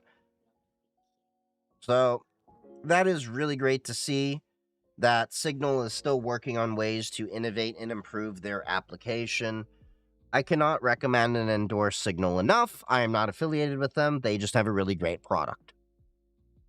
Definitely will support them until the winds shift, which I don't really see them shifting, knowing how much they stick to their guns. The only data that they can actually collect on you is some metadata about your messages, but that's about it. That's about it. Now, there are some, gripes, of course, with, say how they store the data on the desktop app and, the security keys and things like that around it. But once somebody has access to your actual device, it's kind of game over, man. Game over, man. Game over. But with that being said, use Signal. Don't use Telegram. Telegram isn't secure. You can do end-to-end encrypted messages with Telegram, but that's only on a one-to-one basis. The second you are in group chats and the channels and all of that stuff, your messages are wide open. Everybody and anybody can read your messages. So, what about Matrix? Matrix is great. Matrix has the advantage of you can run your own server, and you can federate 2 other Matrix servers. Matrix also has the option of end-to-end encryption, so it gives you the ability to trust the server a little bit more if it's running on your hardware and/or infrastructure that you have created yourself, that you have the keys to the castle for. I like Matrix. It's great. But the issue that I have with Matrix is, like with Blue Sky and Mastodon, it's the issue of the onboarding. For the average person, it's easier to get them to use Signal and communicate using Signal than it is to Matrix. Because Matrix, it's the same thing with Mastodon. You have to find a server, and most of the time you can use matrix.org, the official, Matrix Foundation, and create an account, and then do the thing. So, that is the reality of Matrix. I love it. It's great that it's decentralized in the same way that Mastodon is, but it has the same issues in terms of the onboarding and the curve. But I would say that Signal and Matrix also have slightly different purposes, if you will. They're both great private messengers and everything like that. Yeah, your chat messed with the encryption in a channel before, and it works too well. Yeah, that is one issue. But I would say Matrix is more... I would compare Matrix better to Discord than I would Signal. They fit different niches and purposes, if that makes sense. They're both messengers in and of their own right, but you can get a channel with a bunch of people chatting about a topic or such a lot better in a Discord and a Matrix than you can a Signal. A Signal is a more intimate setting for people in groups and things like that, I would think. That's just my 2 cents.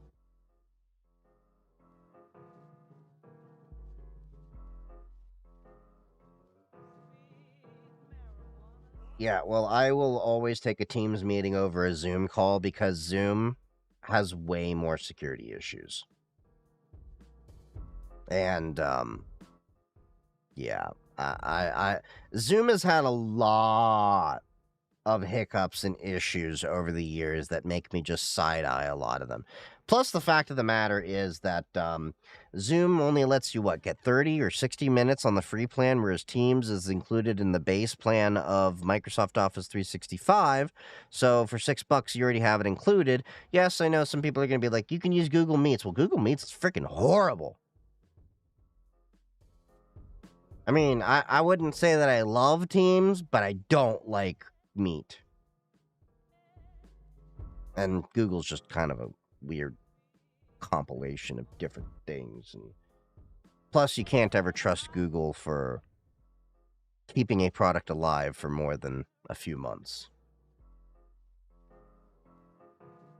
My issues with Zoom are not limited to an app. It's the back-end infrastructure. There was the issues where they weren't encrypting the data like they said they were. There's the issues with compliancy. There's so many issues with Zoom in a platform in and of itself that I now with the Signal, call link and everything, I will be sending more Signal calls to do Zoom equivalents than I will Teams. I effectively have no reason to use Zoom unless a vendor specifically is using Zoom.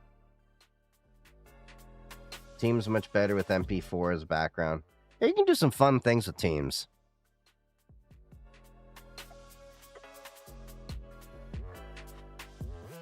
You want encryption, you have to use code words like everybody else. No, I'm talking about in terms of compliancy. If you're in healthcare, and if you're in other industries that require this shit, Zoom is not really the answer. Yes, they have solutions that are compliant, but they already screwed the pooch and lost a lot of trust around different things.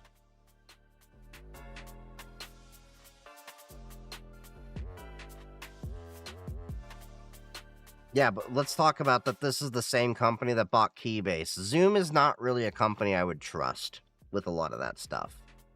They've skirted by so many basic things that I just side-eye a lot of the things that they do.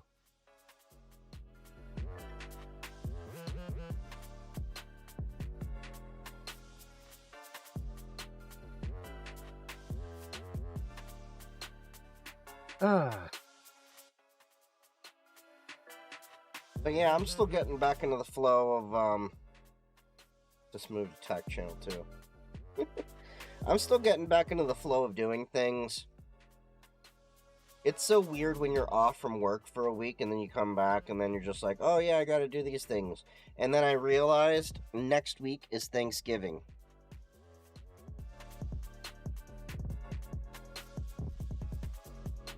No new clips. There'll be some more content coming about. I gotta edit the Aerospace Village video. And then I'm gonna be making a video talking about my rant with WebSummit. That it is an overrated, overhyped tech conference.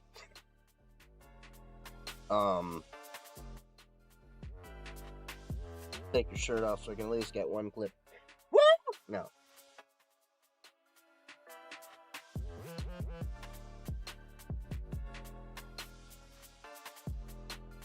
Yeah, I think I'm coming down with some kind of a cold.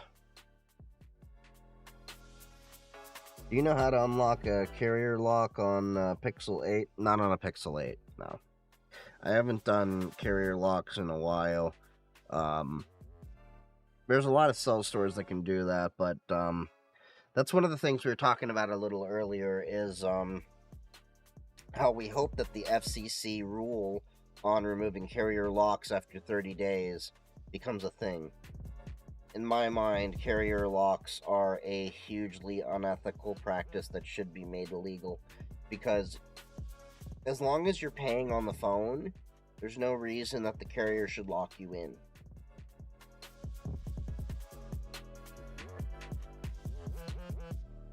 So, yeah, I don't know if y'all remember, the reason why I bought the new pop filter with my, name, and then what spurred on the whole customization of the mic, was, when we were soldering the other day. Let me see if I can show it. Yeah, it's right here. I don't know if you can see it. I hit the soldering iron, I hit the pop filter with the soldering iron. So, even though the pop filter is just fine, I decided, no, it's about time to replace it. So, mic upgrade. Skin the microphone, change the pop ring, the pop filter ring over here. Got a new pop filter. I think it looks nice. I love that. On your vid on Pixel 7. Man, that's an old video. I do need to talk about privacy phones and things like that. It's just been, there's so much shit going on. I just feel like I don't have enough hours in the day. MP3 video player that has Bluetooth to be offline on the video players for music videos. So, close to what you're talking about, I'm waiting for my music player. I think you've seen me bring this up before, so crowdsupply.com. I pre-ordered a device that should be made, should be available for in my hands around January or February at the current rate. It's called the Tangara.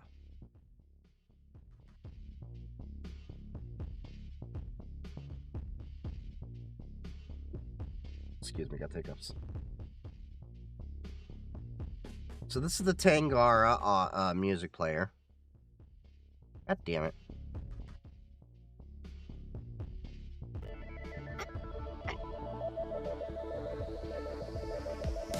So this is a completely open source audio player, similar to the iPod, but fully right to repair. And as you can see, DT770 Pro headphones, similar like the 990s I have, with 250 ohm support. So that'll be nice to walk around rocking some good audiophile headphones. And it's got Bluetooth capability. And that good old-fashioned click wheel.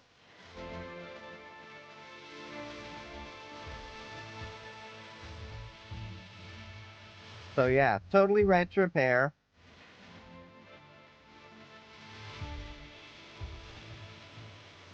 Yep, you can drop an SD card in. USB-C PD. Unlike my current iPod, which I have to use the 30-pin to USB-A. That's what I'm looking forward to getting. And you can see the steps that they've been getting through for this. It's also using an ESP32, which is interesting if you know that. That is basically the same thing that's inside of the Flipper Zero. So you could potentially write some things into this, some programs, to do some of the similar functions to the Flipper Zero. And they got their FCC filing in last month. So it's really cool how like this project's coming together. And they're assembling their first batches right now. So hopefully I should get mine around January, February. If you buy yours right now, you can get it in February.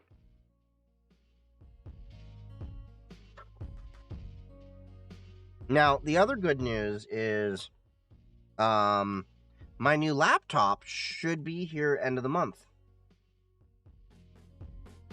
We don't like... Who's this we? We don't like Bluetooth. Well, here's the reality. Some people like Bluetooth. I don't use Bluetooth, but some people like Bluetooth.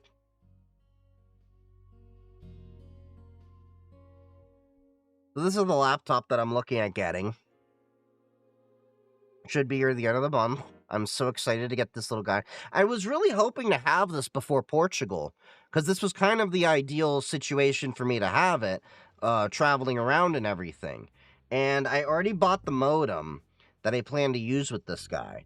So, out of the box, I'm going to have a quad-core NXP MX8M Plus CPU with 8 gigabytes of DDR4. Which it's got some decent specs for at least the basic stuff that I'm trying to do. Now, eventually, they're going to have an RK3588 module. But the current RK3588 module, if I can pull this up, MNT read. The current module that they have for sale, at least last I checked,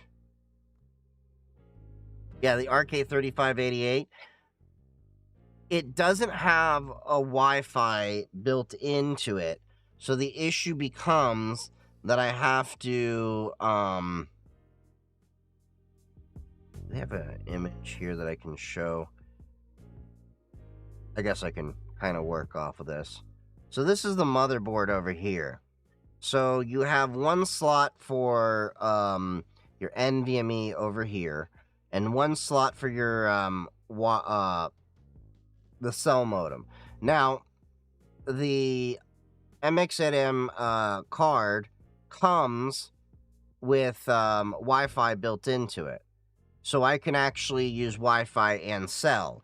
I wanted a miniature laptop like this so that I could actually use my cell phone modem so I can use data on the go and travel and not have to use, public hotspots and everything like that. And it's a nice little device. Look at the I/O it's got for as small as this is.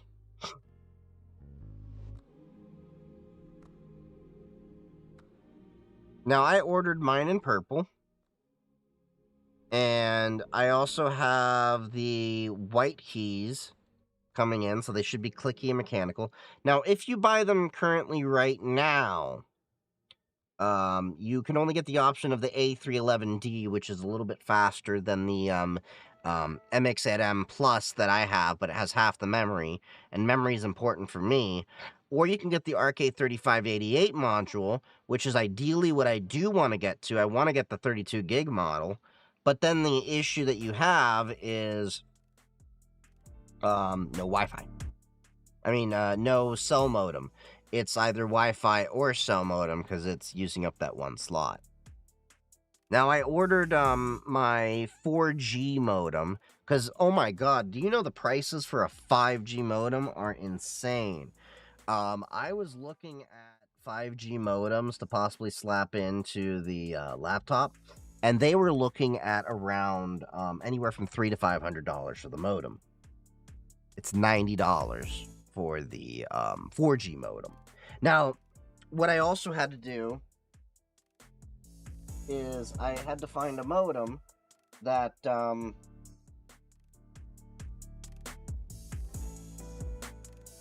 had oh yeah, I forgot. I had the extra modem that I had from my Purism Librem 5. This phone over here. So I have a spare modem for this, but it's the same M.2 slot. And then I ordered the 5G antennas for this card, which were a bitch to figure out. So I got the QuickTel antennas, but also the QuickTel modem. I'm not going to hold it up to the camera because I don't want to have my IMEI exposed. But I have, I got the EM060KGL, which is the global frequency band. So the idea is that I can swap the SIM card. So if I go overseas, I just buy another SIM card, swap that in, boom. And I can also do texting from the device as well because, well, it's full on Linux. I can just add the SMS app for it. So that'll be cool if I can do that. So, EM060KGL. So, there is US and EU versions of this, but of course I got the global version so I don't have to swap them. So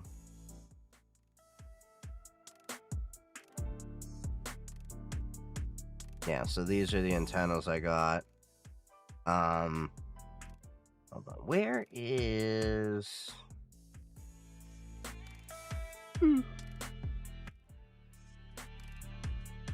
built-in eSIM? This one is worldwide. Oh, has GNSS? I could maybe do what you call it? GPS on it. That'll be fun. I'll have to play with that. The other thing that I also want to do is I want to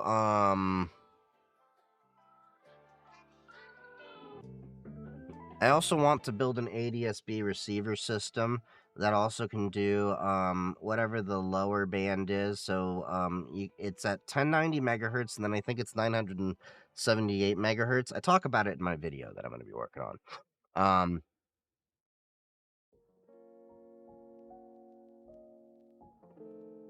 Here, hold on. Let me see. Is it in the PDF?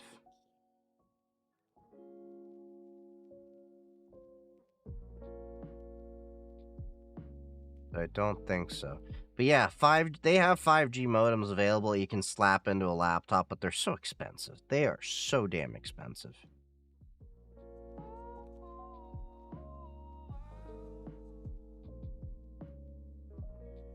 Application now.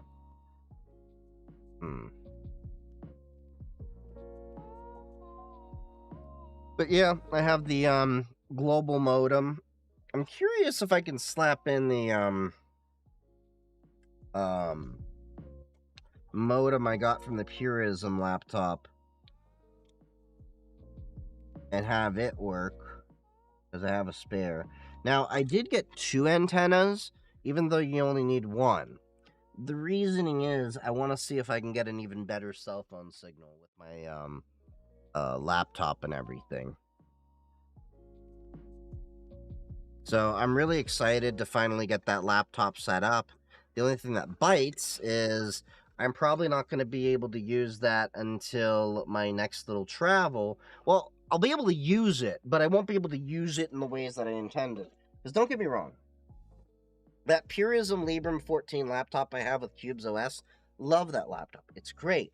But most of the time I find myself bringing a laptop out, I don't need something that extent. I just need to bring a little laptop out, running Linux, to do basic things, do my notes, and do the thing, and then F off.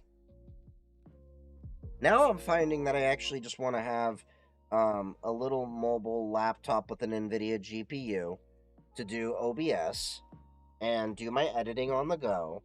And then I want to have a little laptop just for note-taking and everything like that. So I'm really excited to play with that laptop. I'll probably be making some video content on it, though, about the device. But I'm just disappointed I didn't get it before I went to Portugal. I also did fall in love with Portugal, and I'm looking at possibly seeing what it would take to move out there. It was one of those things where it was in the back of my mind of looking at moving to Portugal anyway, and whether or not the election went the way that it did, I was actually looking at moving to Portugal, and it was one of those like, well, if it goes to Trump, yeah, I'm probably gonna be moving out and stuff like that. Now it's a matter of I just got to see if work allows it, because I did go visit the European branch that they have out in Portugal, and they did express some interest in having a cyber person apparently hired by them a while ago. But they never got that role filled because, that was never fully approved. But I think it changes things if I say, hey, yeah, I've been working with y'all for a couple years and I want to move out there. And but yeah, I think Portugal would be nice. I also visited the what do you call it? The my brain is so fried right now.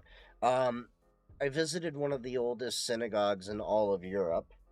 Did some prayers in there. It was really interesting to be in the synagogue in Lisbon, where the benches are several hundred years old. And I got to hear hymns and versions of prayers that I've never heard in my entire life. And I've been to dozens of congregations around the world. So that was really beautiful and amazing to see. And, yeah, I think it'd be a nice change of pace, because the other thing is I like that I could walk everywhere. Like, I didn't need a car as much. I used the transit a lot. I walked 15 to 20,000 steps per day. I ate such amazing food. I probably went through 2 cases of wine between me and my friends that went out there. Um, because wine is so cheap. Like you're out here spending like $30-$40 for a basic okay wine, whereas you go out there, it's like 3-4 euro a bottle.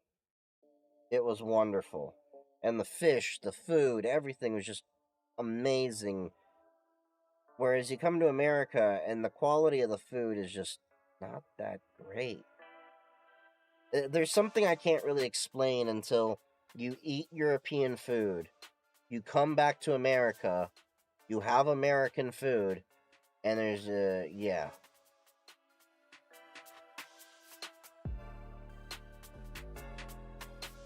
Oh, I know how to drive. I learned to drive the freeway on the Autobahn. That's actually where my dad taught me to learn how to do highway driving, was in the Autobahn in Germany. And my mom used to race cars as well. I know how to drive. I just don't think that one should one should require a car to be able to be a basic function in order to live and survive like we have in America. American cities are not designed for people that want to walk or, go out and... Like, let me put it this way. I can walk to the store when I was in Portugal to get groceries for what we needed, like full-on grocery stores, walk it back. You would need a transport.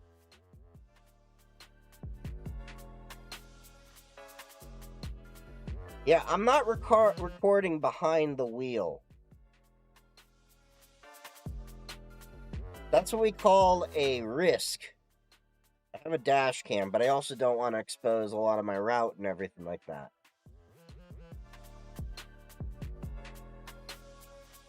But I also learned to do, I also used to off-road, do off-road racing. I remember there was, what was it, a level 3 blizzard several years ago. I was in my lifted Jeep and spun out of control and regained control with that. That was fun.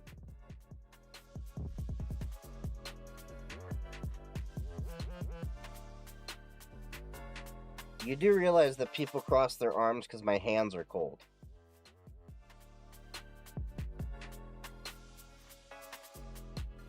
What video? What, the one when I spun out of control? I don't think I put that on TikTok. Did I?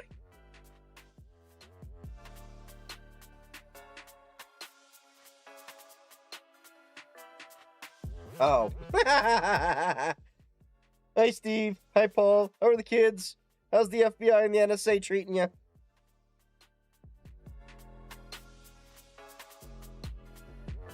There was a YouTube that got in trouble for streaming while driving. Yeah, there's been several. I do not stream while I drive unless I'm a passenger. And even then, I'm very particular about IRL streams and everything like that. It gets weird. People are weird.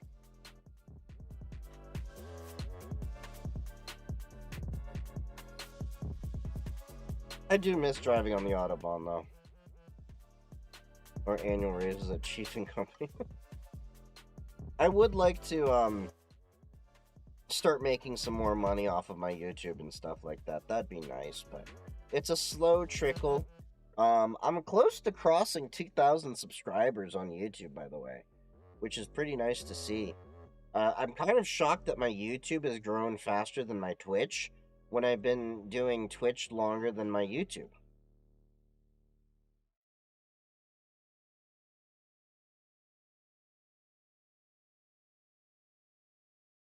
Yeah,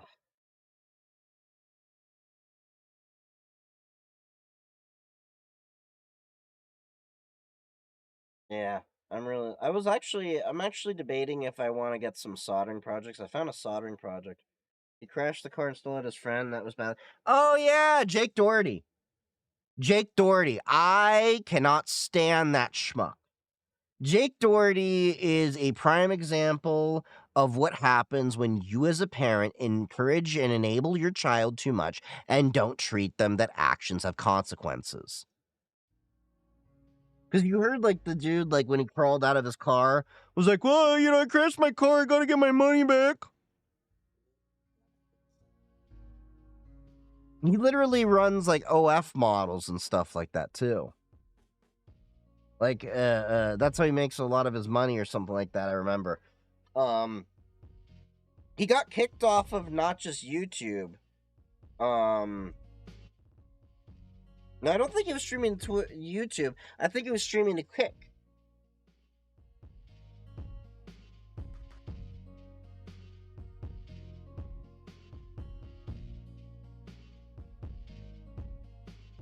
No, that's, Jake Doherty is not Jake Paul.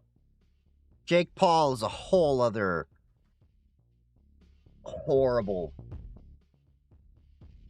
influencer that I don't think deserves his fame or anything like that. Did you see the fight with Jake and Mike? No, I did not see that because I was in Portugal. But from my understanding, most people couldn't see it either because Netflix didn't upgrade their infrastructure and they had buffering most of the time. But what I did, but like, what was the point of that fight? Mike Tyson is 20 years past his prime. I don't see the point in that entire fight. You have a 20-some-year-old man go against a 50-some-odd-year-old man with like a 30-year age gap. It's not even like he's beating up an old man. And, like, yeah, apparently Jake won by judges' count and everything like that. But like I said, put Mike Tyson in during his prime.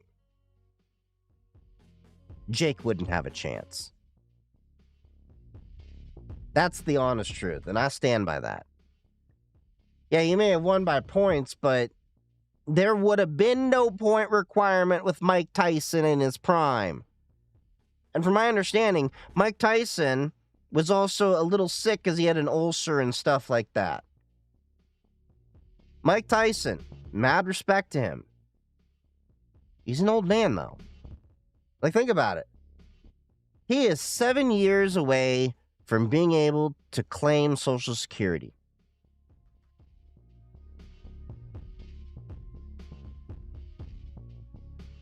Now, what I would like to see is Jake Paul in a proper fight against a professional around his age. This was more of a spectacle for a few dollars, if anything. This didn't prove anything. Now, back to the Jake Doherty thing. Yeah, I think he got kicked off a Kick or something like that. Now, it's really interesting to see is that Kick is starting to ban people for things. But I'm going to also make this very clear. I have no intention as of now to be on Kick for several reasons. One, Kick is pretty much using the same AWS infrastructure as Twitch. Two, Kick is does not have a good reputation when it comes to people. Like, when is the last time that you've heard Kick streamer and it be something good? Something that wasn't, involving like, oh my God, can you believe they actually did that? The people on Kick pretty much are the people that got banned from every other platform, at least my perception.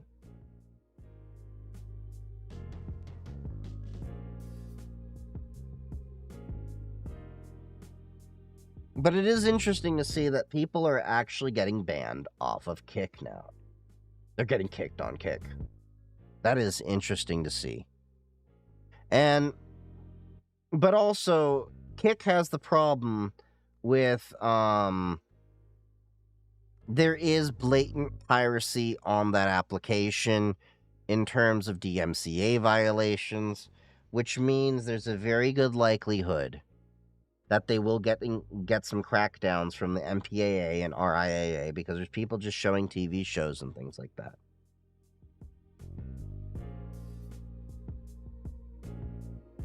But I am not interested in Kick. Now, Twitch has its own issues. Do not get me wrong. It is by far not a haven here. I've paid attention to the Twitch drama unfold after the whole Asmongold situation, where apparently Twitch is undergoing its own adpocalypse. Because advertisers are starting to pull out because when Asmongold had his little situation, which, like I've said before on a prior stream, Asmongold realizes that, he had his head up his ass a little bit much, and he apologized, and I think that was honestly one of the most sincere apologies I've ever seen on a YouTube. There was no ukulele involved.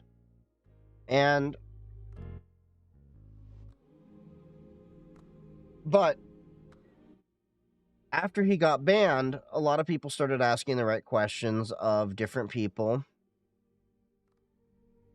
that should be banned. Like, what was it? There's this site that actually compares people to what they've said on Twitch to actual terrorists, like Twitch or terrorists or something like that. And there's been a few Twitch streamers that have not been punished as much as they should be according to Twitch's own rules. And Twitch has a huge amount of double standards for different things. I will be honest about that.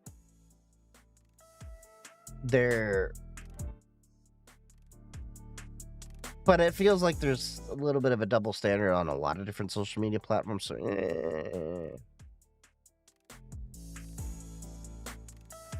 Your YouTube is giving ads to people that pay for no ads on YouTube. Wait, what?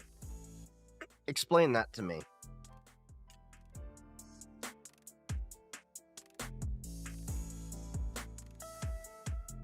You're talking about the people that are paying for YouTube Premium?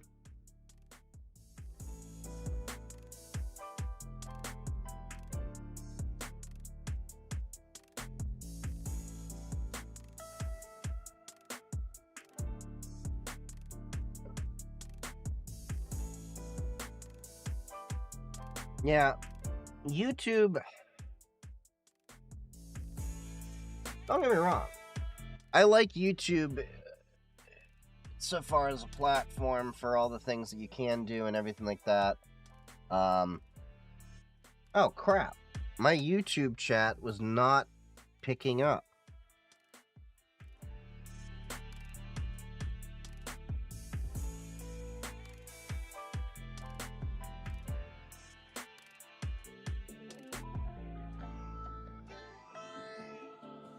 Yeah, my YouTube chat was not picking up over here. Oh, that was fun. I just realized that.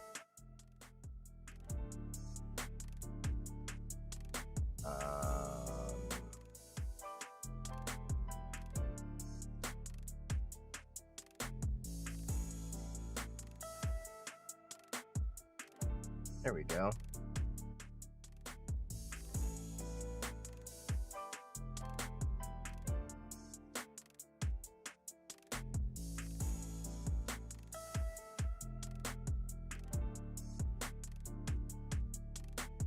Okay, so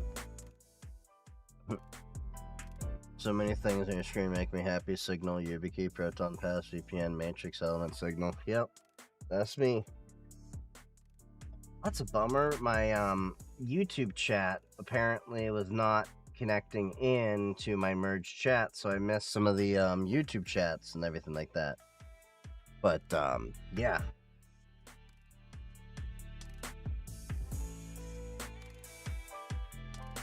Anyway, fix the YouTube chat things. But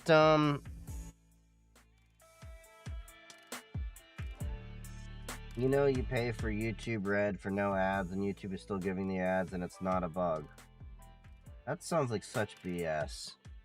That's like me paying for Hulu with no ads and then still getting an ad. Or Netflix with no ads and still getting an ad. Oh, no, you're fine.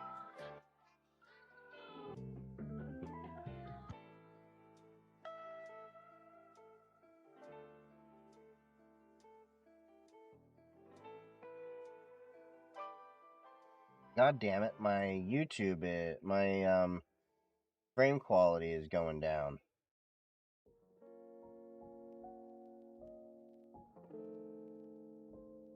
I don't know what is with my jittery and everything like that. It's dropping frames, god damn.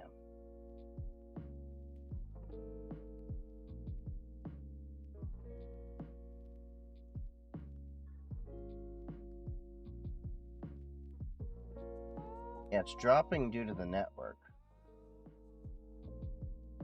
That's annoying as shit. It was great when the stream started out.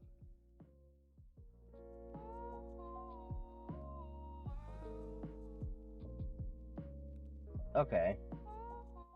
Interesting.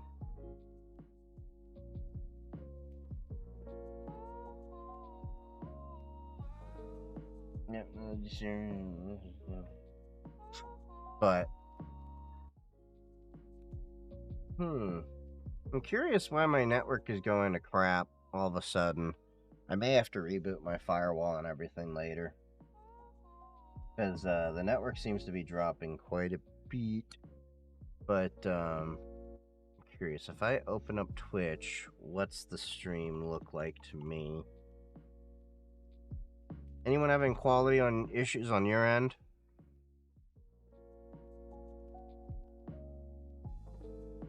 Oh shit, I actually am noticing a bit of latency just pulling things up.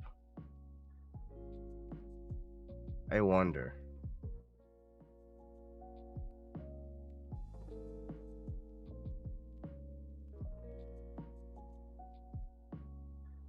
I'm curious. Down detector.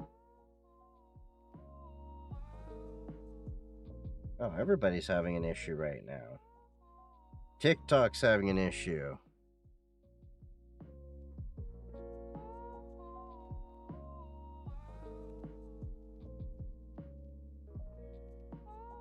There to run fiber cable to the nearest hookup and tell them to hook it up. I wish it were that simple. Interesting. So the stream on Twitch is saying it's excellent. Got a lot of buffering there. Okay, now it's coming back, sort of. I'm curious. Breeze line. Are you fucking up right now?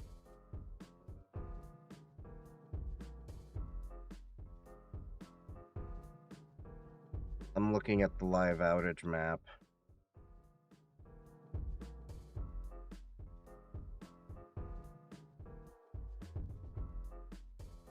Yep. There's a blip right over my entire state. That'll do it. So I'm having an issue with the stream quality because my ISP is apparently having issues.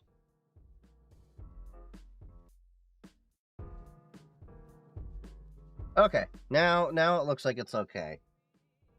How's it looking now? Is it not buffering as much? I didn't do anything. We just kind of have to roll with the punches right now.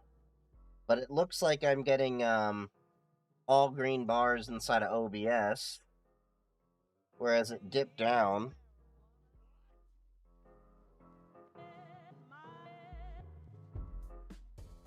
Okay. But I think I'm going to be working on some interesting new projects. Oh, did y'all see that Prusa had a new 3D printer they released? And I really want it.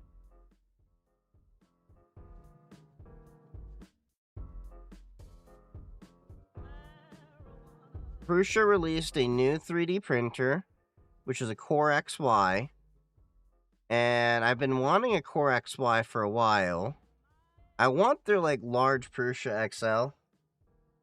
What website are you using to check that? Oh, I was using Down Detector.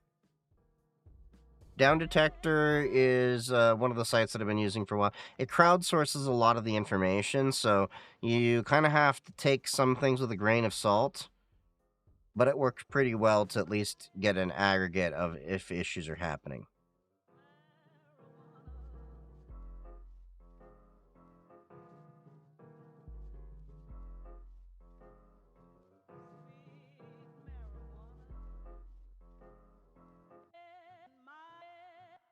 High anxiety. No, I'm just feeling like I have a cold coming on. So,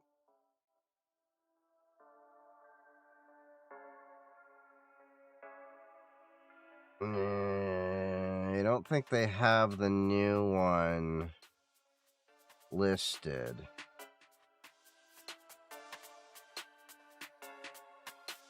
So they have a new 3D printer coming out, the Prusa Core 1. And it looks really nice. I actually think I might get this printer. I like the fact that it's all really well contained in one unit.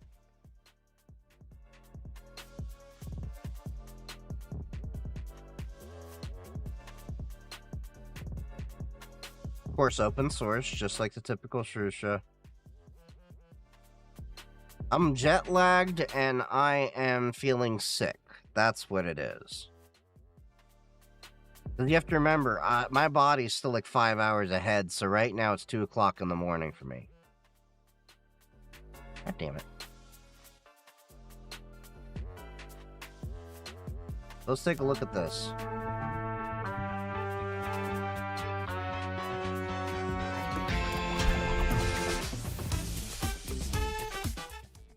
Hi, I'm Joe Prusa, and this is the brand new Prusa Core 1.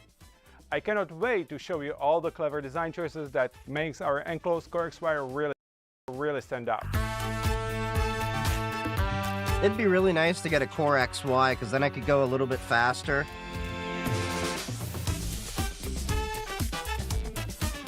Meet the Prusa Core 1.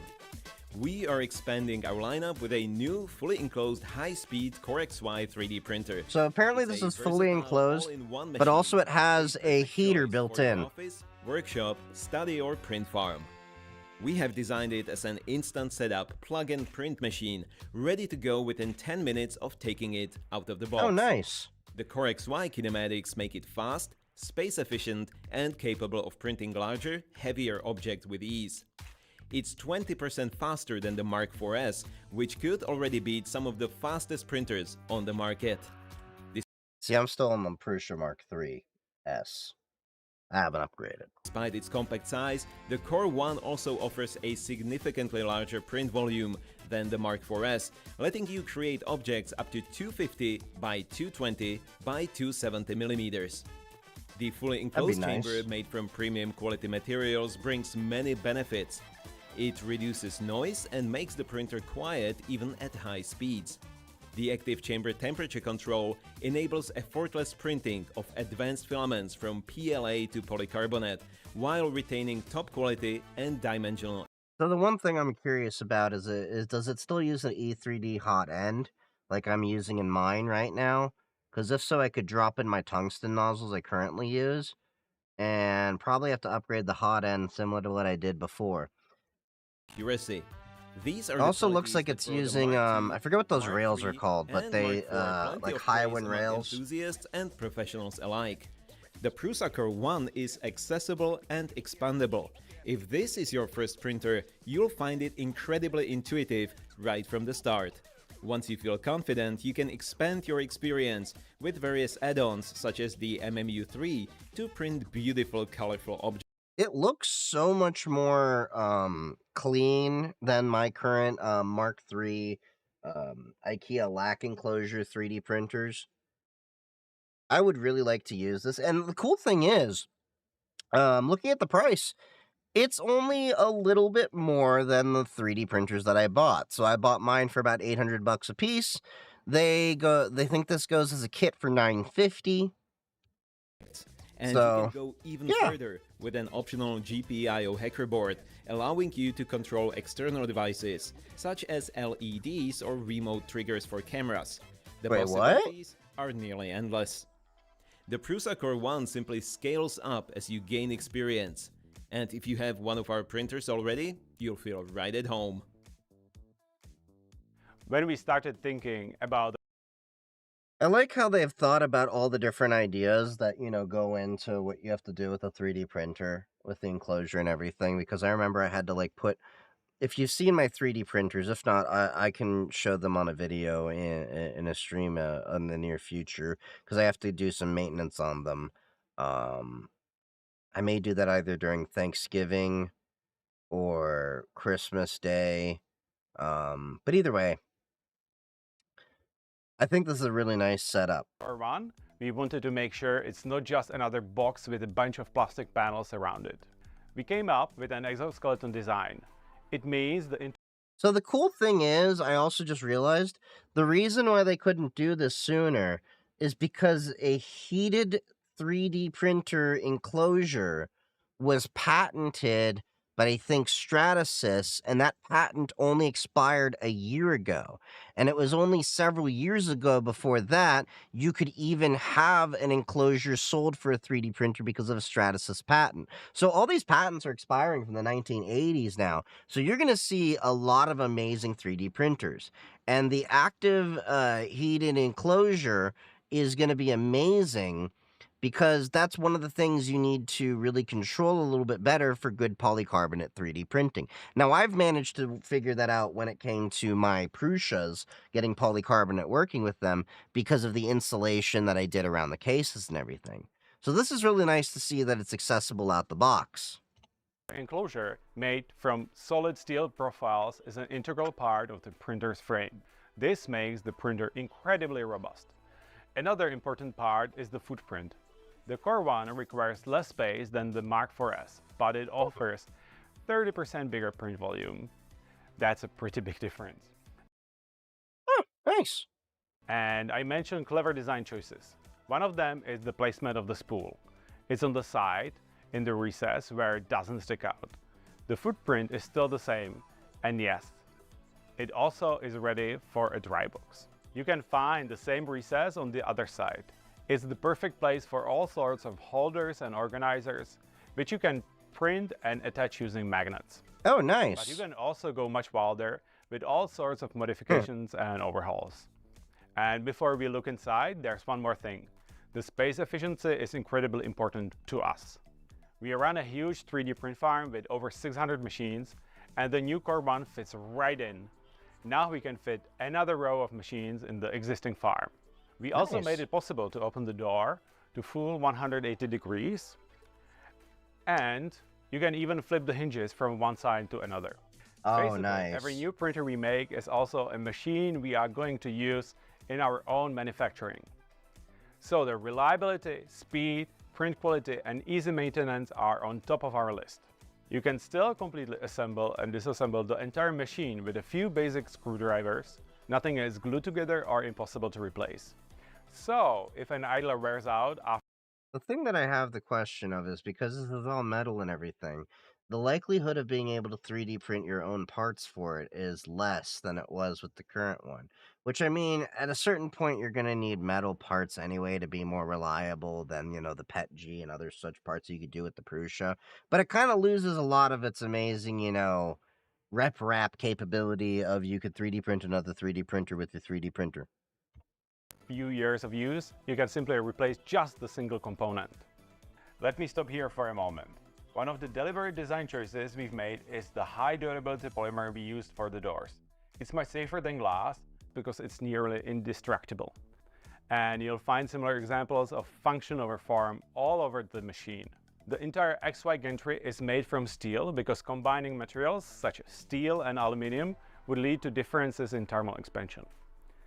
Everything is extremely durable and robust, even with plastic components which are made out of PCCF. We have chosen our proven extruder design for the Core 1. It is the same one you would find in the Mark IVs. That means it has the high-performance 360 cooling for the perfect overhangs. You can swap hot ends quickly, and the printer comes with a high-flow. Yes, you can 3D print metal, but have you ever actually looked into the process to 3D print metal? It's a 3-step process. if you're not doing powdered metal, which means that you actually have to 3D print the metal using filament with PLA or whatever fused into the metal. Then you have to acid wash it. Then you have to throw it into a sintering oven. It's very expensive to 3D print metal. As a standard. Plus, we have Oh yeah, also I really like the fact that with the Mark IV's can do better overhangs and everything than the Mark III, which is one reason why I've been looking to upgrade these 3D printers. But I don't really want to spend the money. And like, I don't 3D print nearly as much, so I may end up just getting one of these. unbeatable load cell sensor for incredibly precise first layer calibration. So the Core 1 lays down a beautiful first layer. So it looks like it has a brass nozzle out of the box, which makes sense. I'm curious if I can get a tungsten nozzle with it, because I'm going to need at least a hardened steel nozzle, vanadium, or tungsten preferably, so that I can actually do polycarbonate and other such things really easily, because the really abrasive materials will wear down a brass nozzle really fast. Time without any user input. We've made the chamber as compact can as do possible, wax so it heats casting, up to but 55 degrees Celsius in a short amount of time. Doesn't work as It's a perfect well. choice for That's more more of demanding materials which are otherwise prone to warping. doing The molds system than 3D also printing. constantly monitors the temperature inside the chamber. And the dual fans at the back make sure that the temperature is always correct for the selected material. And this also means you can print PLA with the doors fully closed. So let's talk about filaments. About 90% I of wouldn't print say is they're made with ceramic PLA nozzles. and PETG, and they generally They may have perform ceramic poorly in coatings on enclosed some, printers but due there's to a ruby increased tip ambient nozzle too. temperatures, lack of details, poor overhangs, and more. This is why most manufacturers recommend printing these filaments with the enclosure doors open and the top cover removed, going against the idea of an enclosed printer. With the Core 1, this is not an issue. The active chamber temperature control keeps the temperature optimal for the filament you are using, whether it's PLA, PETG. So that's the one thing you should know is what they're talking about with the temperatures and everything like that. If I 3D print with PLA with my 3D printers because they're in an enclosure, it may have issues because the PLA will get too warm that it starts to sag and droop. So you have to 3D print with PLA with the doors open. And that's one of the big reasons why I've been always printing with PETG, along with the fact that I just like the materials and properties of PETG a lot more than PLA.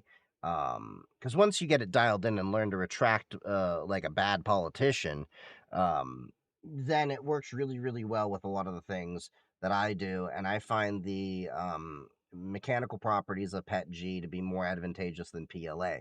PLA can't withstand shock. ASA, polycarbonate, or even nylon. This feature greatly helps to reduce warping and layer separation, even with the most demanding materials. For PLA or PETG, just leave a small ventilation shaft open. And what's even better, you can use any filament you like and still reach maximum speeds and top quality. You don't have to limit your projects with a small selection of special high-speed filaments. Simply keep using those you already know and love. We aim for the highest print quality, and an extruder delivers perfect results all across the board. All our printers equipped with it received ultimate scores in print quality benchmarks. The planetary gearbox and the large drive gear are made to last, and they enable extremely precise control of the filament, allowing you to print even flexible materials fast and with ease. Oh, nice. And let's not forget the I'd be fastest curious to see single what TP extruder looks like. multi-color system, the MMU3.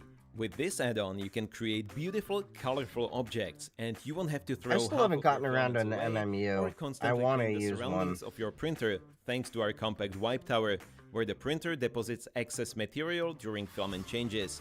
So the interesting thing with the wipe towers, and I've seen people do this, where they make their wipe towers just additional 3D prints, so they actually can do some fun things with what looks like basically multicolored, multi-layered items. Like I've had people like do Eiffel Towers and stuff like that. So you can print more and use less material. And there will always be something to print. Our model database, printables.com, grows steadily and offers nearly 1 million models for download. So you are always just one click away from sending the model to Prusa Slicer and then another click away from slicing it with our in-house made print profiles. You decide how to get the files into the printer. Wait, you can what? do it remotely with Prusa Connect and monitor your prints with an optional camera using the native mobile app. Or you can run the printer in a fully fledged offline mode and transfer files using a Wait, it's got Ethernet built into this? This is nice. This actually removes the need for my Raspberry Pis and everything. And we will never force you to connect the printer to the network, not even when you need to update the firmware. Our machines are built to last, and they come with a proven set of security features. We offer long-term support and deliver significant updates even years after launch. With over 500,000 of our 3D printers in the wild, we receive only around 50 printers a month for a hands-on service. Also, thanks to our industry-leading 24/7 tech support in 7 languages. And we also have local repair centers all over the world. With the Core 1, you are getting all of the proven Prusa services. Hold on. What was he doing with the... And we also have... I gotta figure out what lube he's using, because I need to do that. With the Core 1, you are getting all of the proven Prusa services. Because normally what I've had to do is inject grease into the bearings. By makers and praised by professionals. They are both 3D printing workhorses and community-friendly machines with plenty of room for modding, tweaking, and customizations. So this is our new printer. It's compact, enclosed, fast, delivers high-quality prints with both basic and advanced materials. And it has all the qualities you would expect from our machines. It's made from premium quality materials, it's open for all sorts of modifications, and if you have one of our printers already, you will feel right at home. Which brings me to one more thing. One of the best features of our printers is the upgrade path. You always had options to upgrade an older model to a newer one. Now, when you look at the Core 1, it's clear that it's a completely different machine, a different type of kinematics, it's fully enclosed and has much larger printer volume. But despite the obvious differences, this new machine still shares many of its parts with the Mark IV-S. So we have done something extraordinary, something that will make a lot of people happy. You can actually rebuild your Mark IV-S using an affordable Core 1 conversion kit and turn it into this exact machine without any compromises. I really believe that the new design can be used as a base for further upgrades for many, many years to come, just like my i3 design. When we designed the new machine, we still wanted it to be easy to maintain and to repair just like our previous machines. See, for me, it would be a pain in the ass to do the upgrade because I have to go from the Mark III-S to the Mark IV-S to the Plus, we will still offer Core upgrade 1. packages, spare parts, and everything. So when you buy the Core 1, you are investing into a platform that will continue to grow over time, rather than something you'll have to replace in a year or two. When you take into account all the things we have just shown, I think it's clear that this is truly the next chapter in our industrial design.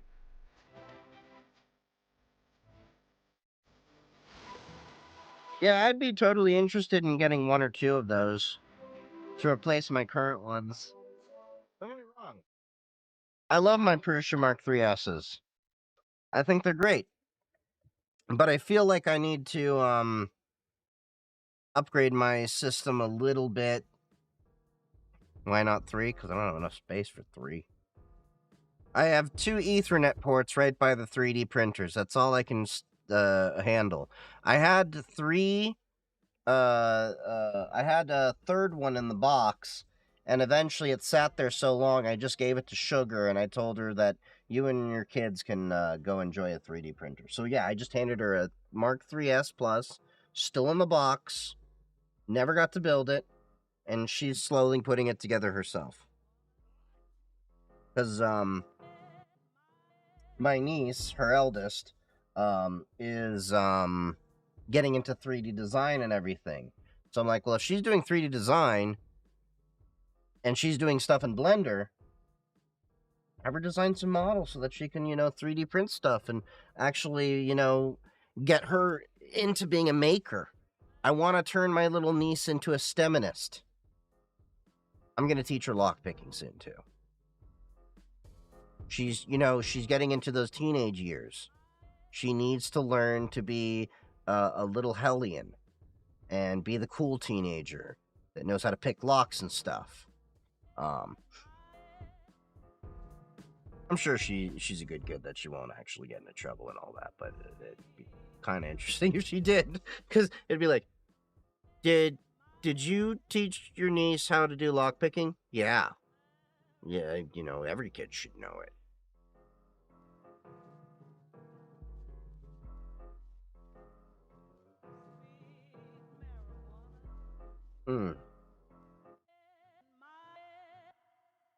God, the stream quality's crapping out again. No, we're back. I don't know what the hell is up with my ISP today.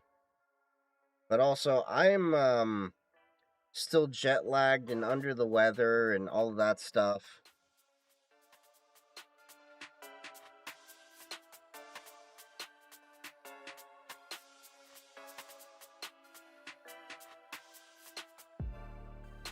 Man, it's blowing my mind. We just checked Blue Sky. And look at this. I still got like more people following me and all that stuff.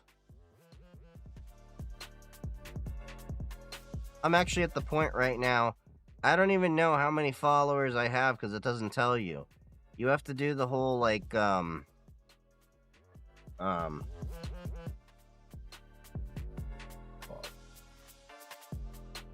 you gotta so the one issue I have is you can't really see all of your profile stats. So you have to like do this little convoluted thing to find your specific numbers. Man, I'm about to hit 1.1. Interesting. Yeah, Blue Sky is something else. Don't get me wrong, still love Mastodon. But I have a feeling that by end of year, or at least Q1, if Blue Sky keeps growing the way it is, I may have more followers on Blue Sky than I do on Mastodon. But I've been enjoying it a lot more. Been finding a lot of tech people there. I've actually been connecting with a lot of Microsoft MVPs and developers and stuff like that over there. So it's been really cool to see a lot of the InfoSec community leaving Twitter.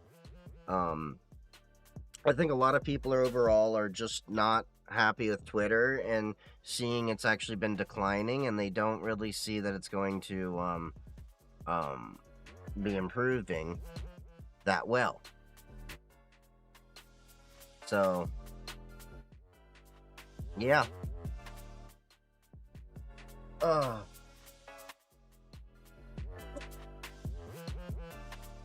But I think I'm gonna call it early tonight because I feel like I have a cold coming on. My throat's killing me. And I just wanted to pop in and say hi to everybody that I'm back from Portugal. So I should be streaming again on Thursday. Movie night's gonna happen again on Saturday on the Discord. And then we'll get back to our regular schedule. So I love all of you. And I'm glad to be back, at least, to stream. We'll see if maybe in a year or so I'll be moving the studio over to Portugal. That'll be fun. I'll have some more YouTube content coming and everything like that. But make sure to follow me on TikTok and Mastodon and Blue Sky. And, I am on Threads, but make sure to follow me on YouTube and PixelFed and everything like that. And, of course, make sure to join the Discord and the Matrix server. I love all y'all. Sorry this is such a short stream. I am just jet lagged, tired, and I think I have a cold coming on. So I will see you all Thursday. And follow me on Blue Sky, follow me on Mastodon, join the Discord, join the Matrix. Love y'all. Stick around for the raid if you're on Twitch. And I will see you all Thursday if I'm feeling pretty well. Otherwise, pay attention to the Blue Sky, Mastodon, and Discord to see if I won't be streaming on Thursday. But I'll probably be on Sniffles or whatever. But love y'all. Happy hacking. Stay safe.